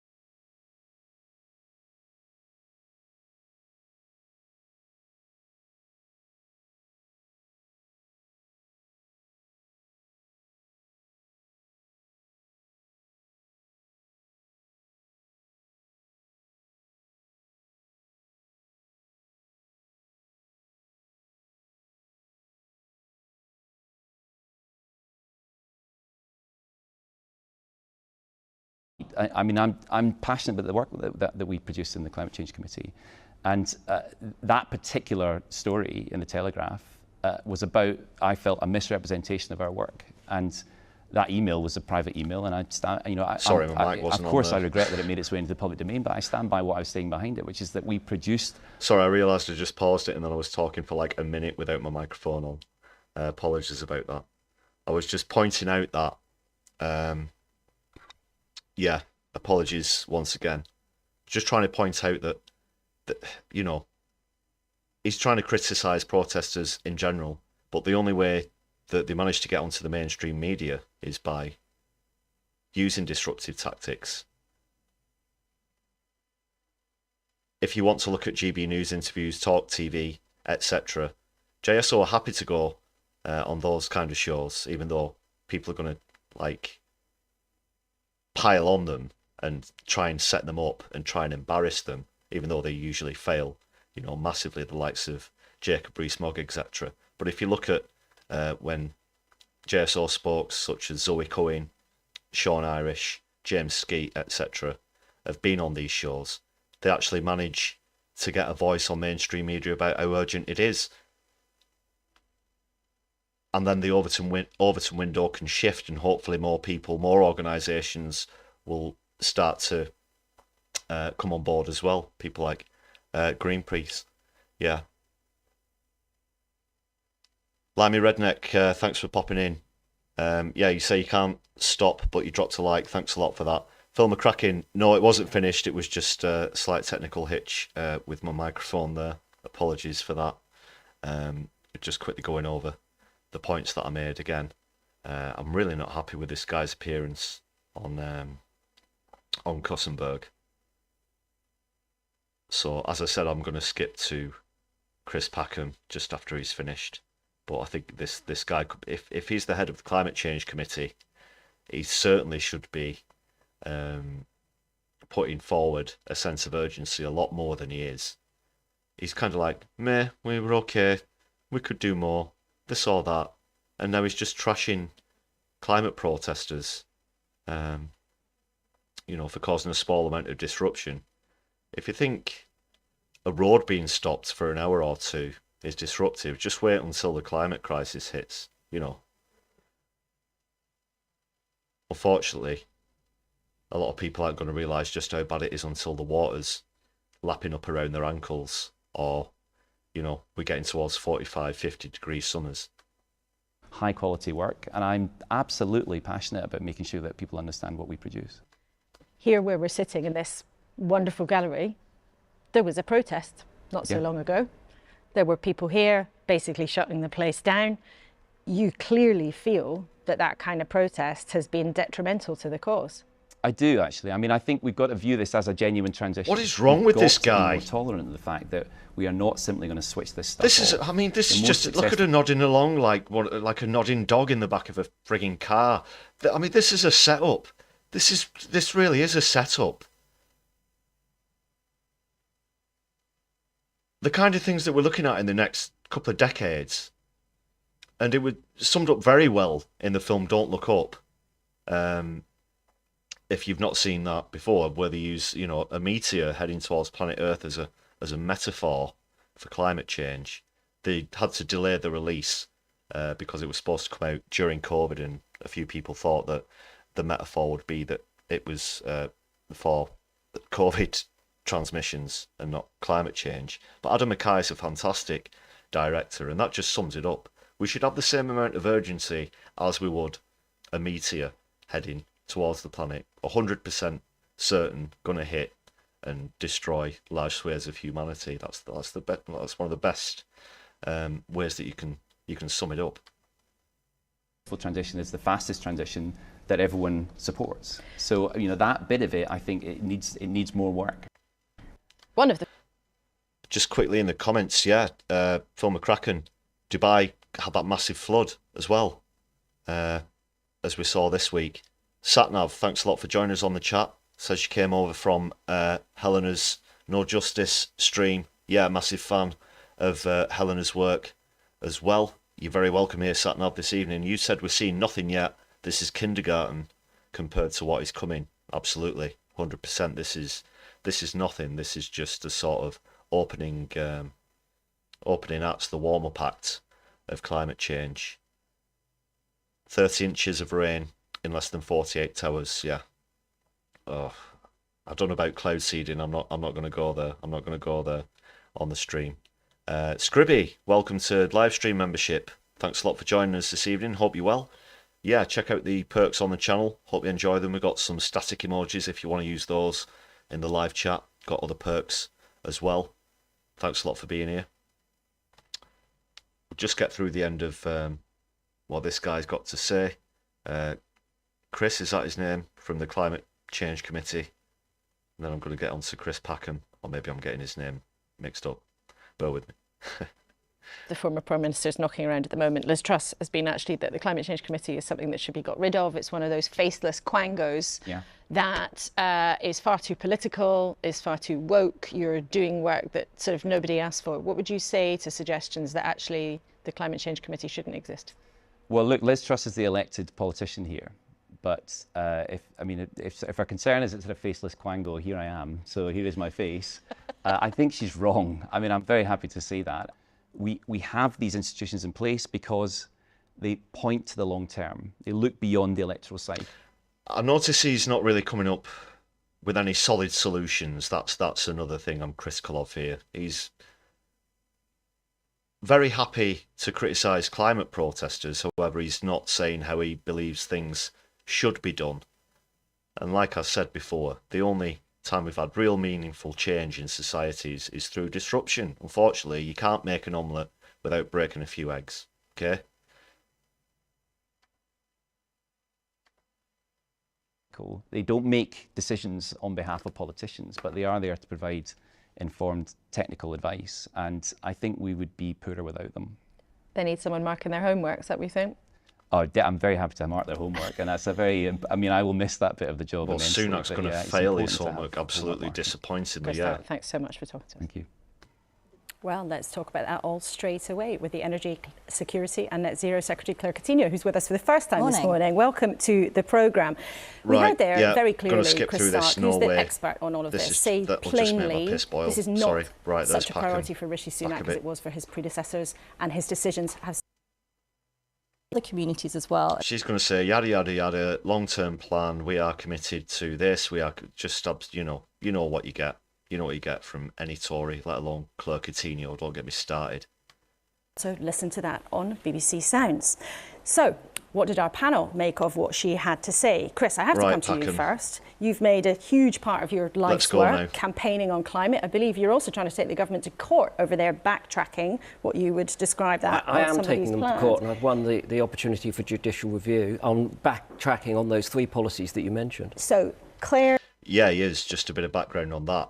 As I mentioned earlier, the commitments that we've made at climate summits, at COPs, etc., are legally binding. These are legally binding targets, whether, whatever you think about net zero as a target itself, we have to adhere to those commitments, and we are not. So Chris Packham is actually taking the UK government to court, and he's making a small amount of progress. So, I'll try and keep you up to speed with that on the channel. That's just a brief explanation about what that is. Gave perhaps a taste of what her defence might be to you in court, but what did you think of what she said this morning? Well, look, our government's policies at the moment are not only cooking the planet, they're justifying that by cooking the books. She is saying that we're ahead in all of our targets. That's not actually the case. It's the way that that data is presented and analysed. In a simple case, if we are exporting oil or coal from a perspective coal mining Cumbria, what isn't integrated into those figures is the fact that it will be burned in another part of the world. So the total carbon cost when it comes to our country's achievements is not calculated, and nor do they... Finally, somebody talking sense. So this is the offsetting I mentioned earlier when I was talking about Professor Kevin Anderson, and do check that out as well. But this is the way it is, finally, somebody who's actually speaking my language here. Calculate what is imported into the country either. So those figures are not, justifiable in the way that they're being presented. But doesn't she have a point, though, that a lot of our viewers would get in touch and say, I don't have thousands of pounds to spend on a heat pump, I don't have thousands of pounds to insulate my house, and actually the government perhaps is trying to give people a bit more room to breathe? A couple of things. They're giving people, as they need at this point in time, room to breathe. What about their children? What about their grandchildren? And if they can't afford that, and of course there are many people who can't afford that, what we need is a just transition over a period of time so that that can become affordable. But what wasn't mentioned in any of these conversations is the grotesque profits that are being made by our energy companies, the oil companies and the gas companies, at a time when there's a very high degree of volatility in that market, which has driven the cost of living crisis. And had we not cut the green crap 13 years ago, we would have been far ahead when it comes to renewables, which are much cheaper than oil and gas and much more resilient. Yeah, that was Cameron who did the cut the green crap thing. Not an environmentalist at all. We were way behind other countries on this. Way behind. We could be world leaders, as we used to be in other areas. But like I said before, not anymore. Those days are gone. We have an opportunity to become world leaders on transition to renewables, but again, that's just been thrown out the window, chucked under the bus. When it comes to pricing. Luke, what do you make of it? Well, renewables like solar and wind are a total of 3% of the world's energy output. Certainly in our lifetimes, we will continue to rely very heavily on hydrocarbons. No fool. Oh, the problem is that they are only 3%. That is the problem. They need to be what we rely on the most. Okay? Specifically, we're talking about the UK here. I hope he's not going to start to drivel on about China and the United States of America or India or anything, because that's usually the way that the deniers go. I've been an environmental activist and protester for a while now. I can get used to sort of predicting where these conversations are going to lead. So they often bring up the fact that the UK is only responsible for 1% of current global emissions. However, we happen to have invented a little thing you might have heard of called the Industrial Revolution. So historically, we do have a lot of responsibility for the amount of carbon that's been put into the atmosphere, because we were actually world leaders on that. And I'm from an area of the country that kicked off the Industrial Revolution, okay? So I know all about that. I don't need people like Luke Johnson to tell us how little responsibility he thinks that we have as a country. I'm not going to swallow that for one moment. You can get to... Energy costs in China are a fifth of what they are here. They are half of what they are here in America. We pay higher energy costs than virtually any other country. If we want to deindustrialise and never do any more manufacturing and cease all energy intensive activities in this country, then net zero is the answer. But the fact of the matter is, we are very heavily and increasingly dependent on imports from places like China. China is building the equivalent of one surprise, coal-fired surprise. power station every 2 weeks. But China's also investing massively in green technology now. I mean, there's been a huge change in other countries, and the point Chris started... Well, knock me down with a feather. Kustenberg actually kind of puts him straight there. Yeah, China by far are world leaders on wind power, for example. And that's another excuse that deniers will use. Oh, well, China is still building loads of coal power plants, you know. But they're also doing things to counteract that as well. So, yeah, that doesn't wash. That doesn't wash, Luke. It was making was actually other countries are forging ahead with this, and the UK is not, even though it originally made lots of progress. China is increasing all the time its reliance on fossil fuels. And the fact of the matter is that... We don't live in China, okay? The Chinese government don't represent us. Rishi Sunak is our Prime Minister. We are represented by the government of the United Kingdom of Great Britain and Northern Ireland. Another thing that gets thrown my way in terms of when I'm taking action with JSO is why don't we go and protest in China, as if that would be effective at all. And I'm sure that even if environmental protesters from the UK went to China, they'd get criticised for how much how many fossil fuels they'd use to get to China in the first place, for example. But do you think that having got there and somehow learned how to protest in Mandarin for, you know, another point, that somehow in a country of 1 billion people that the Chinese government would bow to a few people who've shown up in their country to protest in a country that they're not represented by, that they don't vote in? What a ludicrous suggestion. What a cop-out. Renewables are not the foreseeable answer because the technology is not there for storage. We will have to spend hundreds and hundreds of billions. It is there. You just don't want. They just don't want to use it because they're too busy making sickening amounts of profit from fossil fuels. Okay, like I said earlier, we're going to have to take the toys away. The rich people are going to have the toys taken away. Boo-hoo. Cry more. Okay? This is a necessity. This is a crisis. Our grid in order to make that work, and the technology isn't available. Leila, what do you say? Well, I certainly agree. It is available, okay? It is available because, as has been put to him, other countries are already doing it and they are already using it, and we are way behind. There's not some sort of magic force field around the country of the UK where the natural laws of physics cease to exist.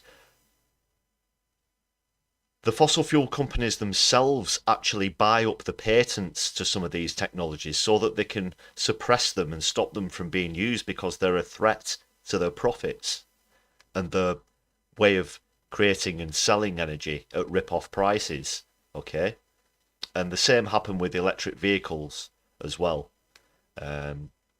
Although developments have been made in recent decades, during the 80s and 90s, the oil companies bought up hundreds of patents that would have allowed electric vehicles to come into production a lot quicker.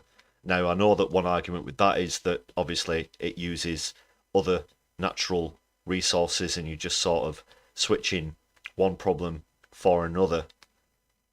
But my point is that the technology is there for storage. It really is. And there's no denying it. The technology that actually doesn't exist, okay, that is a kind of unicorn that a lot of the deniers are leaning towards using, is carbon capture technology, which doesn't exist, not even in a prototype form. It's not something that you can gamble the entire world's future on, for example, that somewhere along the line there are going to be massive developments in carbon capture technology, because it's just not going to happen. Starmer's doing that. Sunak is saying that.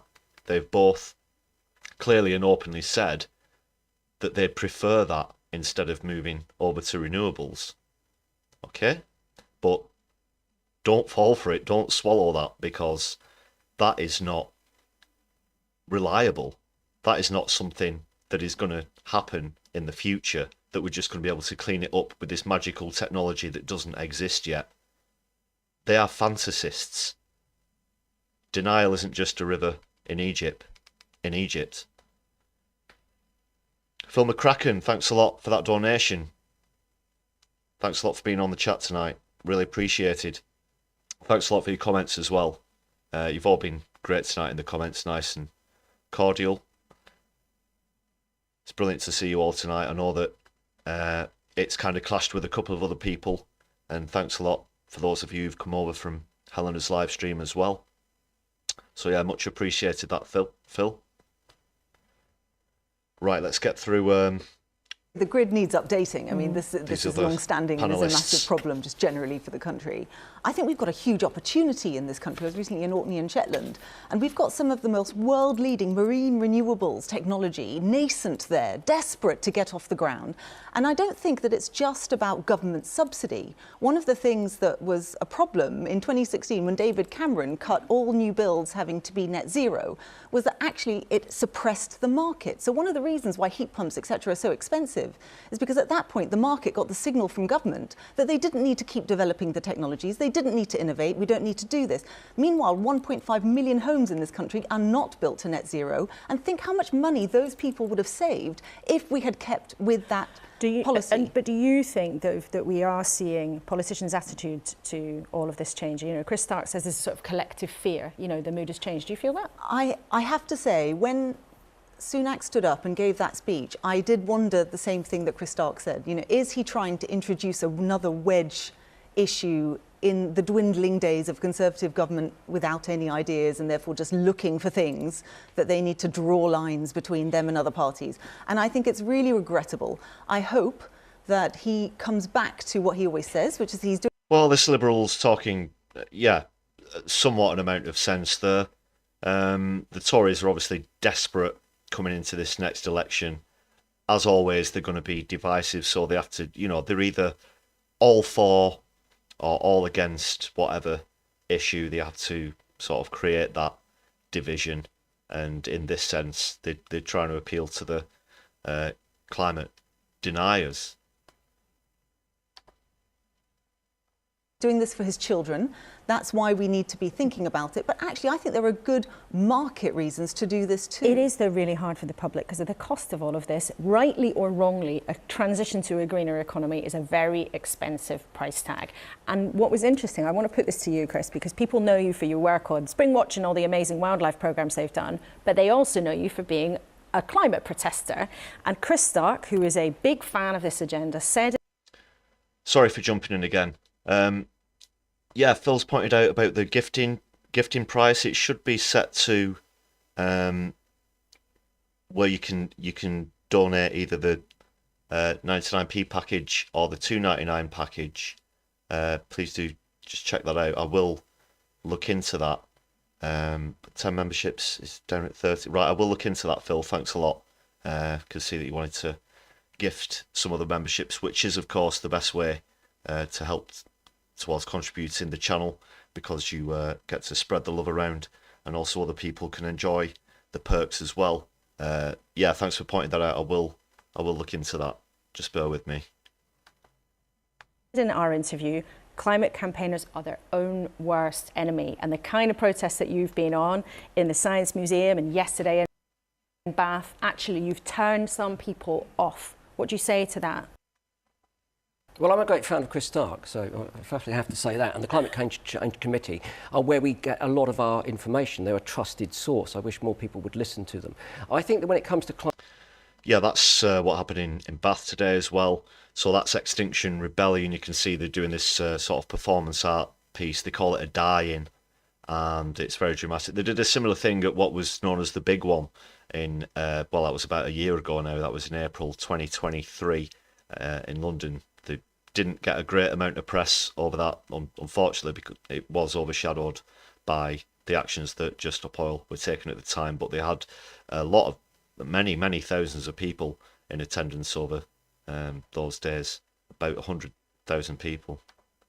Climate protest, yes, sometimes we've made mistakes, there's no doubt about that. Where have you made mistakes? Well, I think there are 3 M's that we need to get right. We need to make sure that our motives are clear, our method works to deliver our message. Now, very often what's focused upon in the media is the method, and the message doesn't get across. So at this point, I'm going to seize the opportunity to do Just Stop Oil's job for them, which is to get the message across. What Just Stop Oil want is a just transition away from fossil fuels to renewable energy. Now, that message very often doesn't get across because the right-wing media is obsessed with their methodology. Well, sometimes it's because actually if people are inconvenienced and they get stuck on the motorway for hours on end because somebody's glued themselves to a road, that's not what the media's saying. That's people reacting to what's really disruptive. Yeah, it's interesting though, because what happens in that situation where you have a radical front, if you like, is that people see that and they say, oh, these wretched Just Stop Oil people, they're a problem, aren't they? But they are right. I mean, things are, you know, getting really pretty critical when it comes to climate change. But I'll tell you what I'll do instead. I'll support Greenpeace and Friends of the Earth. And the Social Change Lab have looked at this and noticed that there is an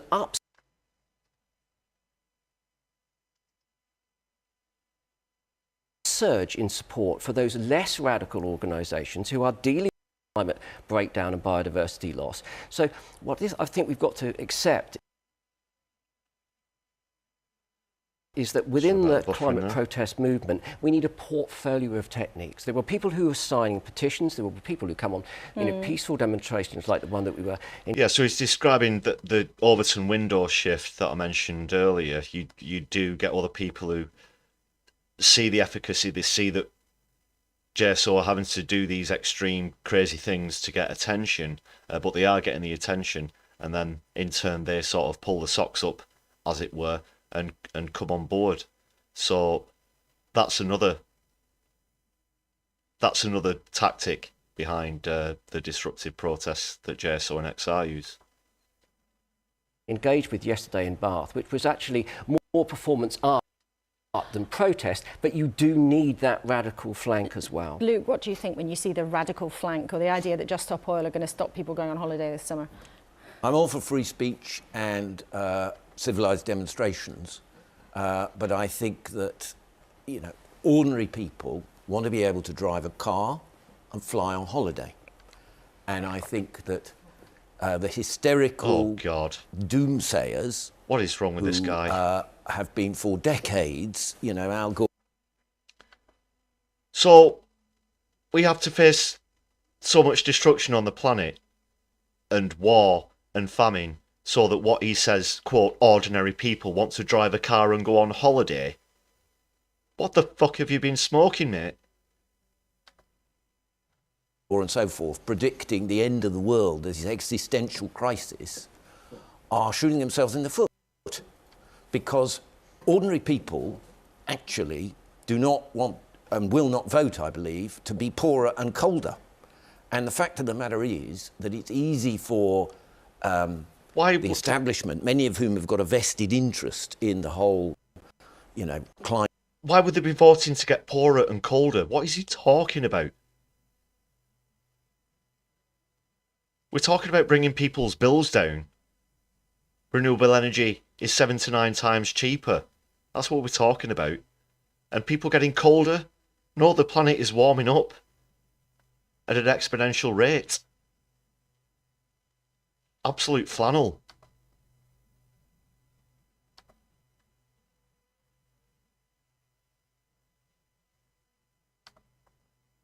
Campaign. To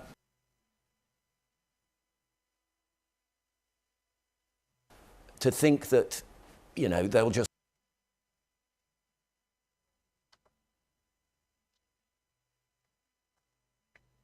have to put up with cold homes and not flying away on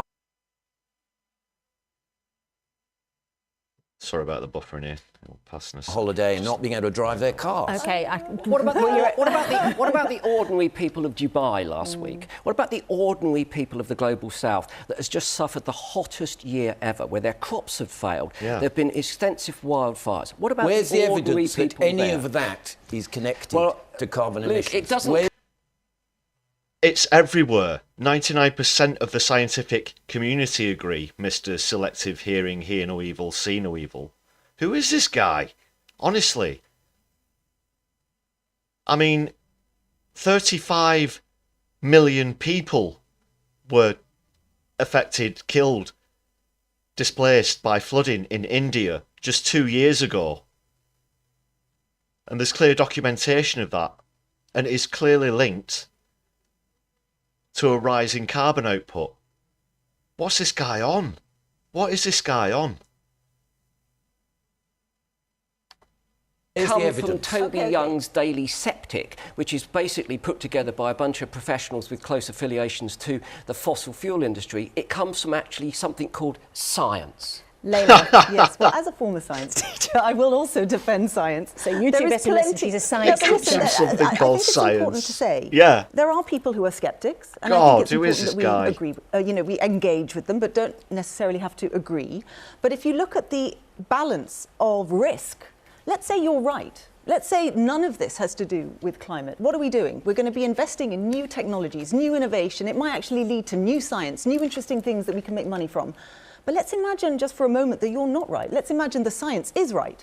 And what if we don't do anything? Well, you talk about poorer and colder. That would be catastrophic. And I'm sure no one wants to vote for that. He's certainly not right, that's for sure. And he certainly isn't right. Okay, we're going to come back to climate in a second with Shabana Mahmood from the Labour Party, but just briefly, Layla, many viewers will remember the last time you were on the programme, you were talking about your family who was stuck in Gaza. People will want to know, are they okay? We got them out, which was, I still can't quite believe. And I think, and I can't remember when it was, we'd already lost a family member who their gallbladder had ruptured. They needed a hospital.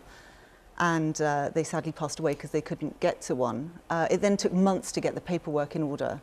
And they did this incredibly brave day where they'd waited for a ceasefire. And what we need above all is a ceasefire. They shouldn't have had to do this. Obviously, I'm more than happy to talk about Gaza. That just seemed to be a very sudden turn in topic in what they're discussing here. But I'll just let it play through in case they go back to climate crisis. Yeah.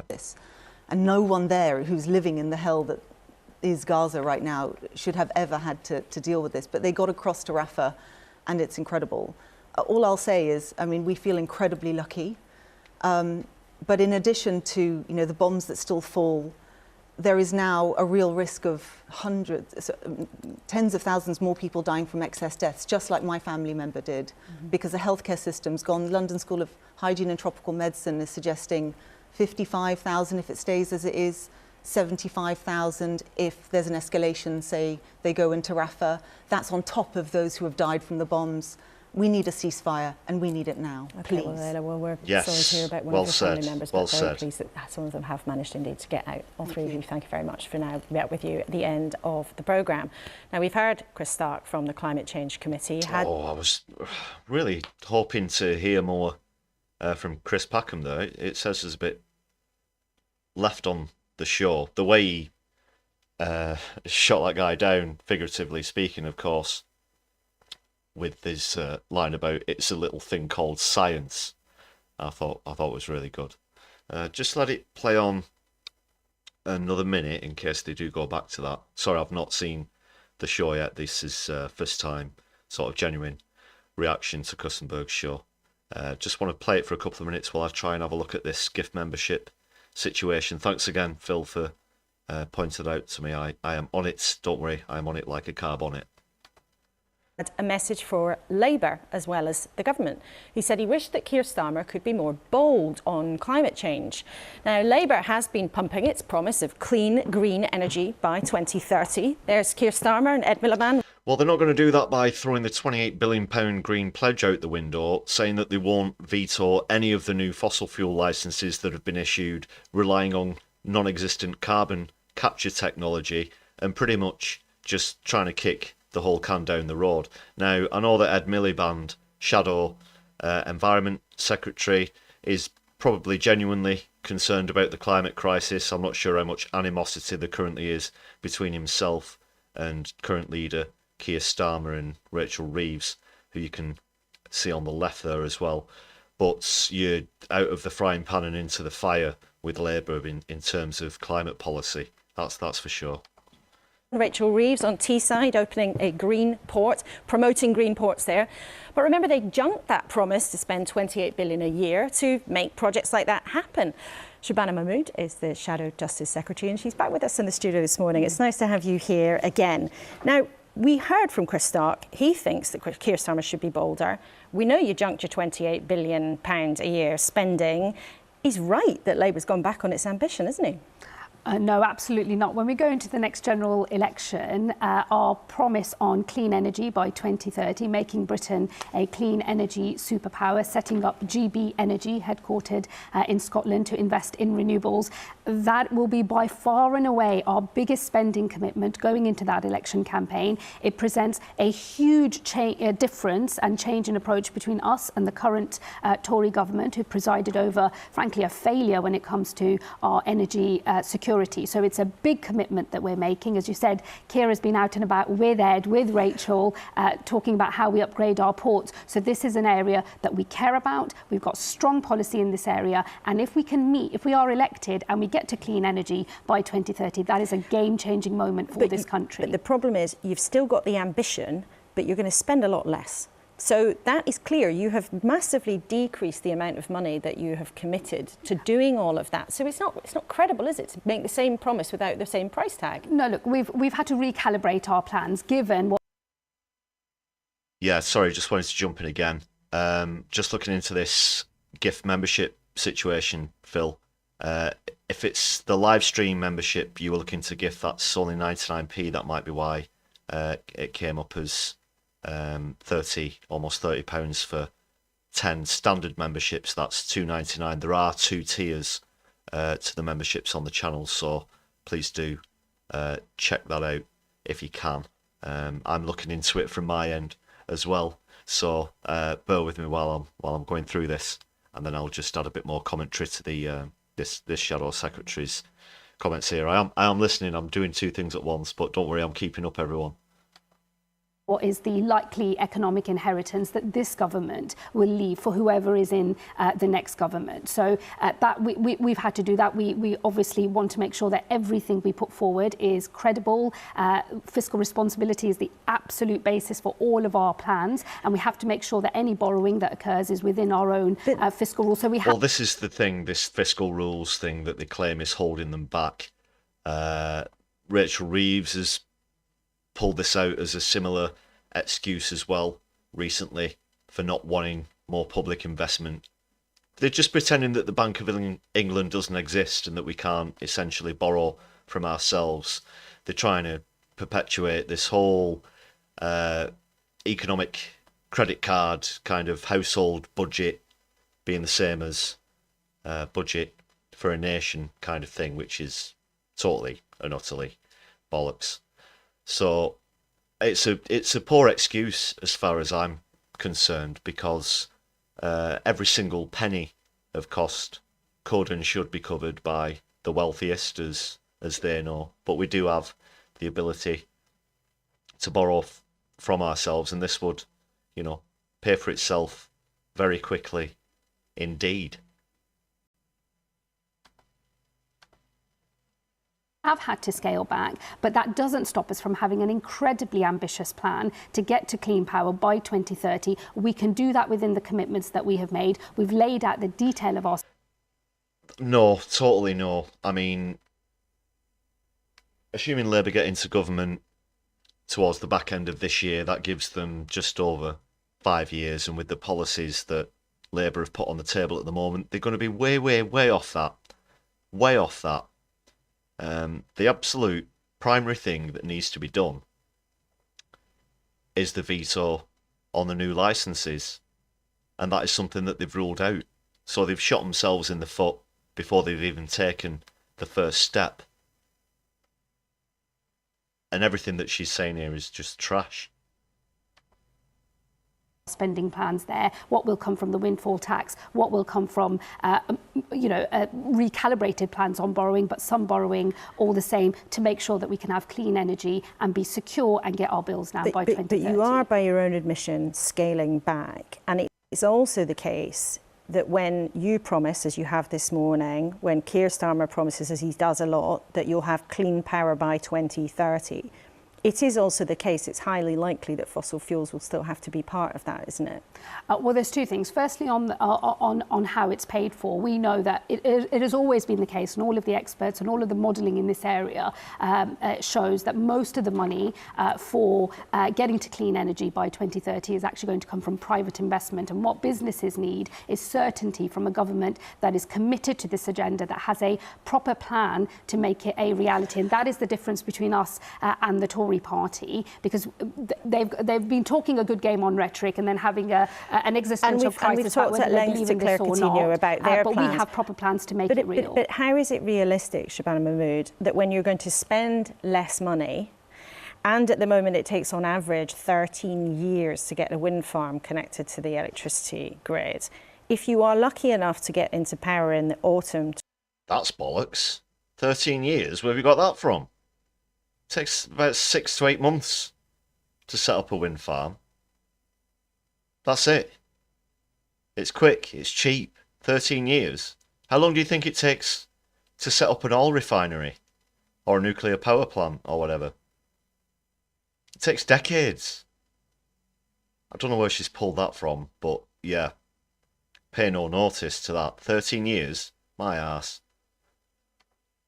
2024. You'd have 5 years to have a complete transformation, spending less cash to make it happen. It's not realistic, is it? No, look, independent Your experts have stats looked aren't at our realistic. plans to get to clean power by 2030 and said it is doable. We will have to work at pace. There is no doubt that this is going to be a challenging mission that we have set for ourselves, but we're not prepared to just sit back and think we're in a bit of a doom loop here. Why is the Shadow Justice Secretary on to talk about the environment? Could they not have got someone with a level of expertise a bit closer to the topic in hand? Or was this the only person willing to go and talk to Laura Kussenberg this morning on the BBC?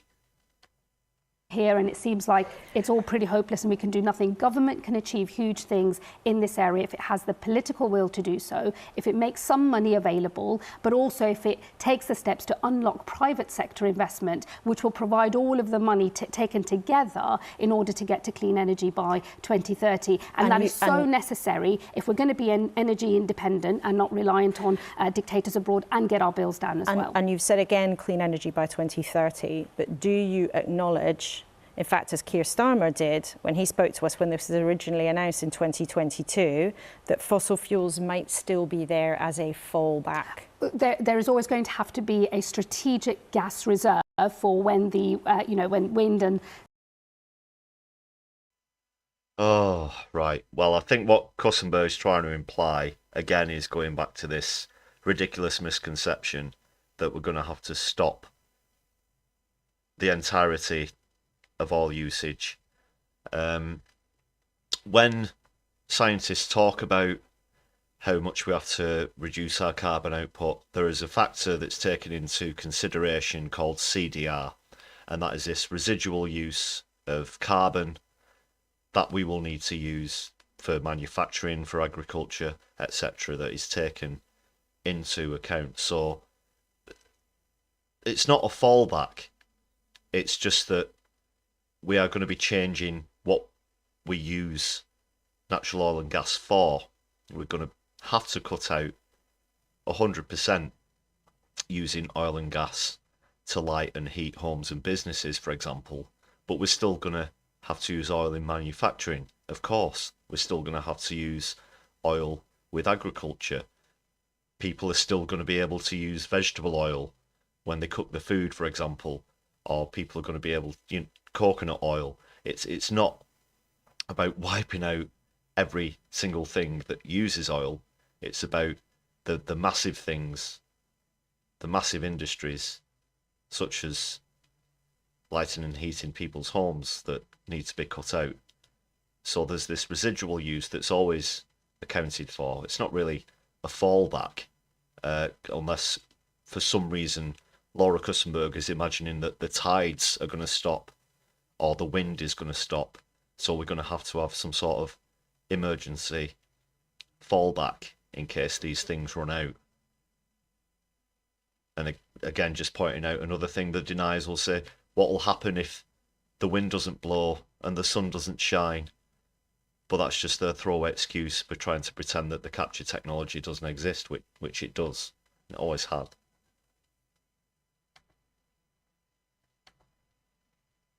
Sun are not available.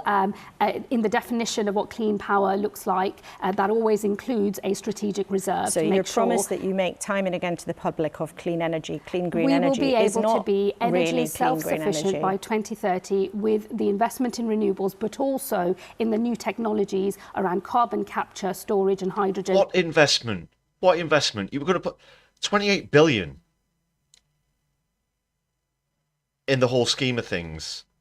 Isn't that much of a massive investment? Certainly not for the long term. Look at what happened with the test and trace. You're talking a similar amount. That was 37 billion, wasn't it? That they were just happy to write off. That Serco wasted on a test and trace app that didn't exist, and then tried to blame it on the friggin' NHS. Try and shirk responsibility and blame the NHS, and the government certainly seems to have forgotten about that. So if 37 billion pounds is an amount that can be easily forgotten about, then it's not going to be a massively influential amount in terms of investment, is it? And even if they were going to carry through with that pledge, that is, which they're not, because they've said that it's going to be outside of the fiscal rules, so they're contradicting themselves yet again. The Labour Party. Vote Labour, get Tory. It's a whole system change, but you do need a reserve. You do need a reserve. That has always been the case. That has always been our policy position. But that doesn't mean to say that you can't go much further and faster, that you can't double onshore wind, that you can't triple solar as we plan to do, and that you can't quadruple offshore wind in order to get us to energy security by 2030. But that's a really important point that you've made there, because our viewers are going to hear time and time again Labour politicians like you and Keir Starmer saying clean green power by 2030. You've just acknowledged there that will require fossil fuels as a fallback, and thank you for clarifying that today. That doesn't mean that you're not. It is a completely normal thing to have a strategic reserve. Of course, we need a strategic reserve on gas, but that does not stop us from producing more of our energy through clean sources and investing in the technology that will enable more system-wide change as we move beyond 2030 as well. Okay, you've made that clear. Thank you. Now, you hope to be the Justice Secretary if Labour wins the election, in charge of the law, courts and the prisons. We understand you're making a big speech tomorrow, and you're talking about international law. What are you going to say? Hopefully you'll pay some attention to the speech tomorrow evening. But I'll be talking about the rule of law. It is a fundamental British value. I think that the government, with its attacks on judges and courts and the independence of the judiciary, has really called into question Britain's commitment to the rule of law. That has an impact on our standing in the world and the way that we do business in the world and what we are known for in the world. Okay, they're going off on that now, so I will leave Laura Kussenberg there for the moment. That just about seems to be everything on the climate crisis that they spoke about there. I know that other channels as well have done analysis on streams about this evening. I think Helena at No Justice did one as well, so please do put that one on your watch list or give it a bookmark, whatever. And yeah, I wasn't expecting Kussenberg to ask the right questions as usual. As I've said previously many times, actually, she's not one of my preferred commentators. She just, like here, she seems to have this agenda about just getting this shadow justice secretary to agree with that point about fossil fuels as a fallback, rather than getting a genuine debate going. Chris Packham didn't get as much time on there as I hoped he was, but he definitely made the most of the small amount of time that he had. Just another reminder to check out his documentary. It was on Channel 4 if you've not seen it before. It's called Is It Time to Break the Law? And he goes into a lot more granular detail about why he's chosen to stand and support Just Stop Oil recently, and also his full views on the climate crisis, as well as activism and how far people should be prepared to go to get their voices heard. So do check that out as well. While I'm doing a few plugs, just a quick reminder to hit the thumbs up button on the stream if you've not done so already. That'll help us reach a wider audience. Also, please do consider joining the channel. Thanks a lot to those of you who've joined on the stream this evening, as well as gifted other memberships. You can do so from just 99p. That'll get you live stream membership, which has perks including static emojis, access to exclusive live streams as well. There's also our standard membership, which includes other perks such as exclusive videos, so please do take a look at those. If you're watching on a replay, please also consider hitting the super thanks button if you'd like to make a one-off donation, or go to our Buy Me a Coffee page. You can see a link in the description of this video, or for the channel as well. Let's just have a quick look over at the chat as well. Many experts aren't allowed on the mainstream. This message comes from L. Because they have credible opposing information and viewpoints, there needs to be debates on climate realism. Yeah, like with that panel there, I'm not sure who the, they're always about so-called balance, the BBC, but then again that gives platforms to people who just really shouldn't be. There shouldn't be a platform for lies, no matter what your political position is. Of course, I'm always up for political debate, of course, but the truth has to be told. That's the fundamental thing. And you should never give a platform to people who are deniers in what is true, whether it's a scientific topic, in this case, the climate crisis. It's pretty much agreed by the entire scientific community now that this is a man-made and human-caused thing. So why they allow people on panels who will try and tell you the opposite is beyond me. The same with the anti-vax movement, for example, and why people who deny science and deny the truth are given a platform, as well as other political figures, Nigel Farage, Richard Tice. Why these kind of people are allowed a say on mainstream media at all is beyond me. Is beyond me. So I do agree with that point, Al. Yeah, there needs to be proper debate on climate realism, because reality is going to hit hard when the worst effects come in. That's 100% certain, guaranteed. As sure as night follows day. Yeah. Year on year, well, month on month even, we tiptoe towards this cliff edge, these tipping points, and once we pass them, there's no way back. There's no way back. There's no time machines. There's, like I said, no carbon capture technology that's going to reverse those natural processes at all. We have to take action now, otherwise we risk a very, very frightening, concerning future. So yeah, thanks a lot for those comments as well this evening. just another reminder as well, please do check out some of our recent content as well. If this is one of your first times on the channel or on the stream, please do check out our other stuff. I think I'm going to leave you this week. I'm going to play the comedy clip that I played at the start of the show for those of you who joined us a little later, who joined us over from Helena's No Justice channel. So I'm going to be watching her stream back as well, as I'm a fan of that as well. Sorry, I'm just sorting through my clips here. There it is. And yeah, thanks a lot for being here. That's just about it for the show this evening. Oh, just one more. Oh, good job I turned around and saw that. Have I looked into Dane Wigington, Weather Geoengineering, the Dimming film? I haven't, but that name certainly does ring a bell. Oh, and speaking of films also, whilst we're on the topic of climate, just a quick plug for someone who I've worked alongside on actions that I've done with JSO, etc., but is also a fantastic documentarian and member of the press himself. Richard Felgate has done a fantastic film called Finite, which compares two areas in Europe. One is they both surround communities that are under threat from coal mine construction. There's one in Germany and one in the northeast of the UK. So the film's called Finite. That came out last year. It's an independent film. Please do check that out as well. He's also, if you Google his name, Richard Felgate, has an upcoming film about Just Stop Oil and the protests that they've done. I talk about myself in the third person sometimes when I'm on the streams. Apologies.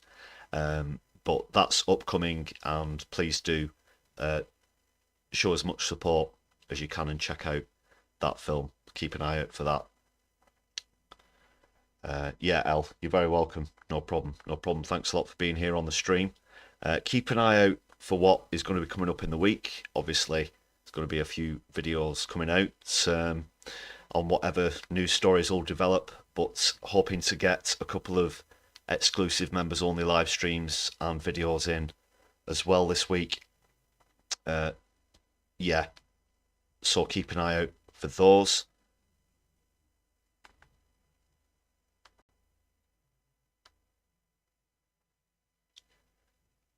Right, so this one, like I said before, I was worried that there'd be a copyright issue, but it seems to have played well when we played it at the top of the show.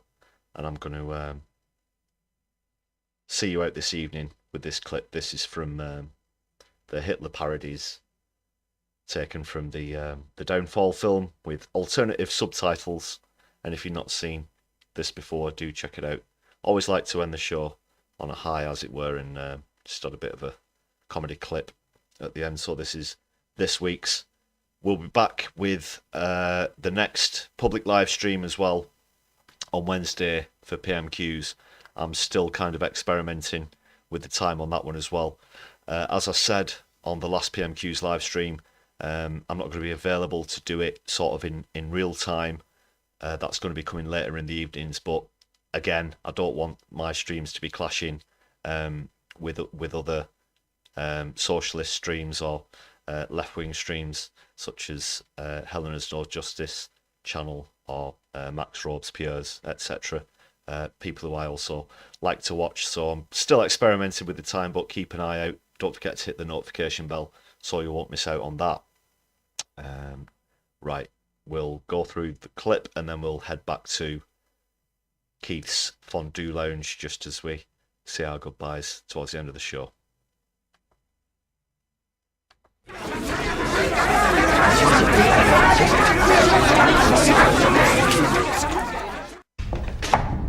Bogdan, was ist los? Woher kommt die Schießerei? Mein Führer, darf ich Ihnen zum Geburtstag gratulieren? Wenn er sich ohne Befehl entfernt hat, ist ein Fahnenflucht. Wir haben noch keine Meldung. Ich spreche gerade mit Koller. Koller, geben Sie mir Koller. Koller. Hi. Sie wissen, dass Berlin unter Artilleriefeuer liegt. I'm prepared to lose. Hören Sie den Beschuss nicht? We've delivered record funding for the NHS and social care. Schools in England are surging up the global league tables. We're getting the economy growing. We've cut inflation inflation in half. We've delivered the biggest business tax cut in modern British history. And in just the last few weeks, we've seen an incredible £60 billion of investment into the UK. Die Russen sollen eine Eisenbahnbrücke über die Oder haben. Oh yes, well, it's probably, I think bread probably. Soll mit der 12. Armee die Sache unterstützen. Kommende Generation dankbar sein. Well, the one that we buy, I'm sure now it's about £1.20 and it was about £1 from memory, but it was before. Wenn sich ohne Befehl entfernt hat, ist das Fahnenflucht. Jetzt suchen Sie ihn eben. Well, we have a whole range of different, we all have different breads in my house. Das sind ja nur 12 Kilometer bis zum Stadtkern. Ist der Russe schon so nah? We inherited a bunch of formulas from the Labour Party that shoved all the funding into deprived urban areas. Then that needed to be undone. I started the work of undoing that. Haben Sie noch Zweifel an meinem Befehl? Ich glaube, ich habe mich klar genug ausgedrückt. I want people to know, look, the government is on their side. Nur um zu lernen, wie man Messer und Gabel hält. People can judge me how I've acted over the past couple of years. In unserem Staate möglich gemacht. I said on the steps of Downing Street from the first time I addressed the country that mistakes were made. I'm the one that's taking responsibility for that and now going about fixing it. Ist das Feiglinge, Verräter, Versager? Glaube, ich habe mich klar genug ausgedrückt. I know people always take the mick out of me for my Peloton that I use, but the reason I have to use this Peloton is because I'm constantly eating either cookies or cake. Was hat daraus gemacht? Ja, ist das wahnsinnig geworden. We should look forward full of pride and optimism for what we can do together to build a brighter future for everyone. That's what I'm determined to do. Mit ihrem eigenen Blut werden sie bezahlen. Sie werden es saufen in ihrem eigenen Blut. The British people won't trust a party that isn't serious with their money. And that's why they vote Conservative. Man müsste die ganze Luftwaffenführung sofort aufhängen. I struggle to know whether to be happy or not with that. Das ist unerhört. Unerhört. Der Russe steckt 12 Kilometer vom Stadtkern. Und ich erfahre das sozusagen auf Nachfrage. Mein Führer, vielleicht handelt es sich ja wirklich um Fernfeuer. Sie erwähnten eine Eisenbahnbrücke über die Oder. Ach, Unsinn!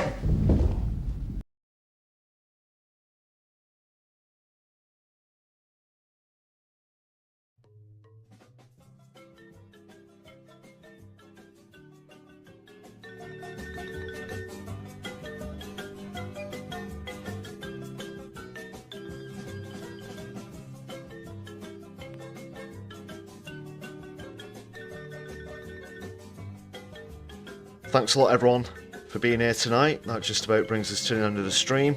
Thanks a lot for all of your comments. Very warm welcome to those of you who joined us on the membership this evening as well. Thanks a lot to H. Lukill, although you've gone to bed already. Maybe if you're watching this on a playback, thanks a lot for those gifted memberships as well. Phil McCracken as well. Thanks a lot for that gift. And thanks to everyone who's joined us and stayed nice and polite and cordial on the stream as well. Don't have any moderators at the moment. That's something I have to keep my eyes on.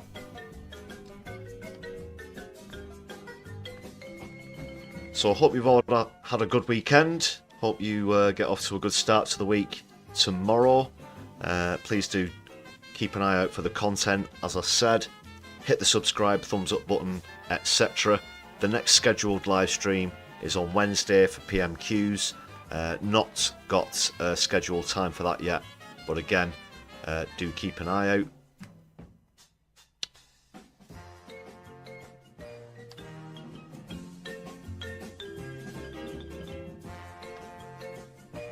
Yeah, there's certainly a lot happening politically recently, so I'm sure there'll be lots to talk about as we get into the next week, but I hope you have a good one, everyone, and until next time, my Lefty, I'll be seeing you soon. Good night.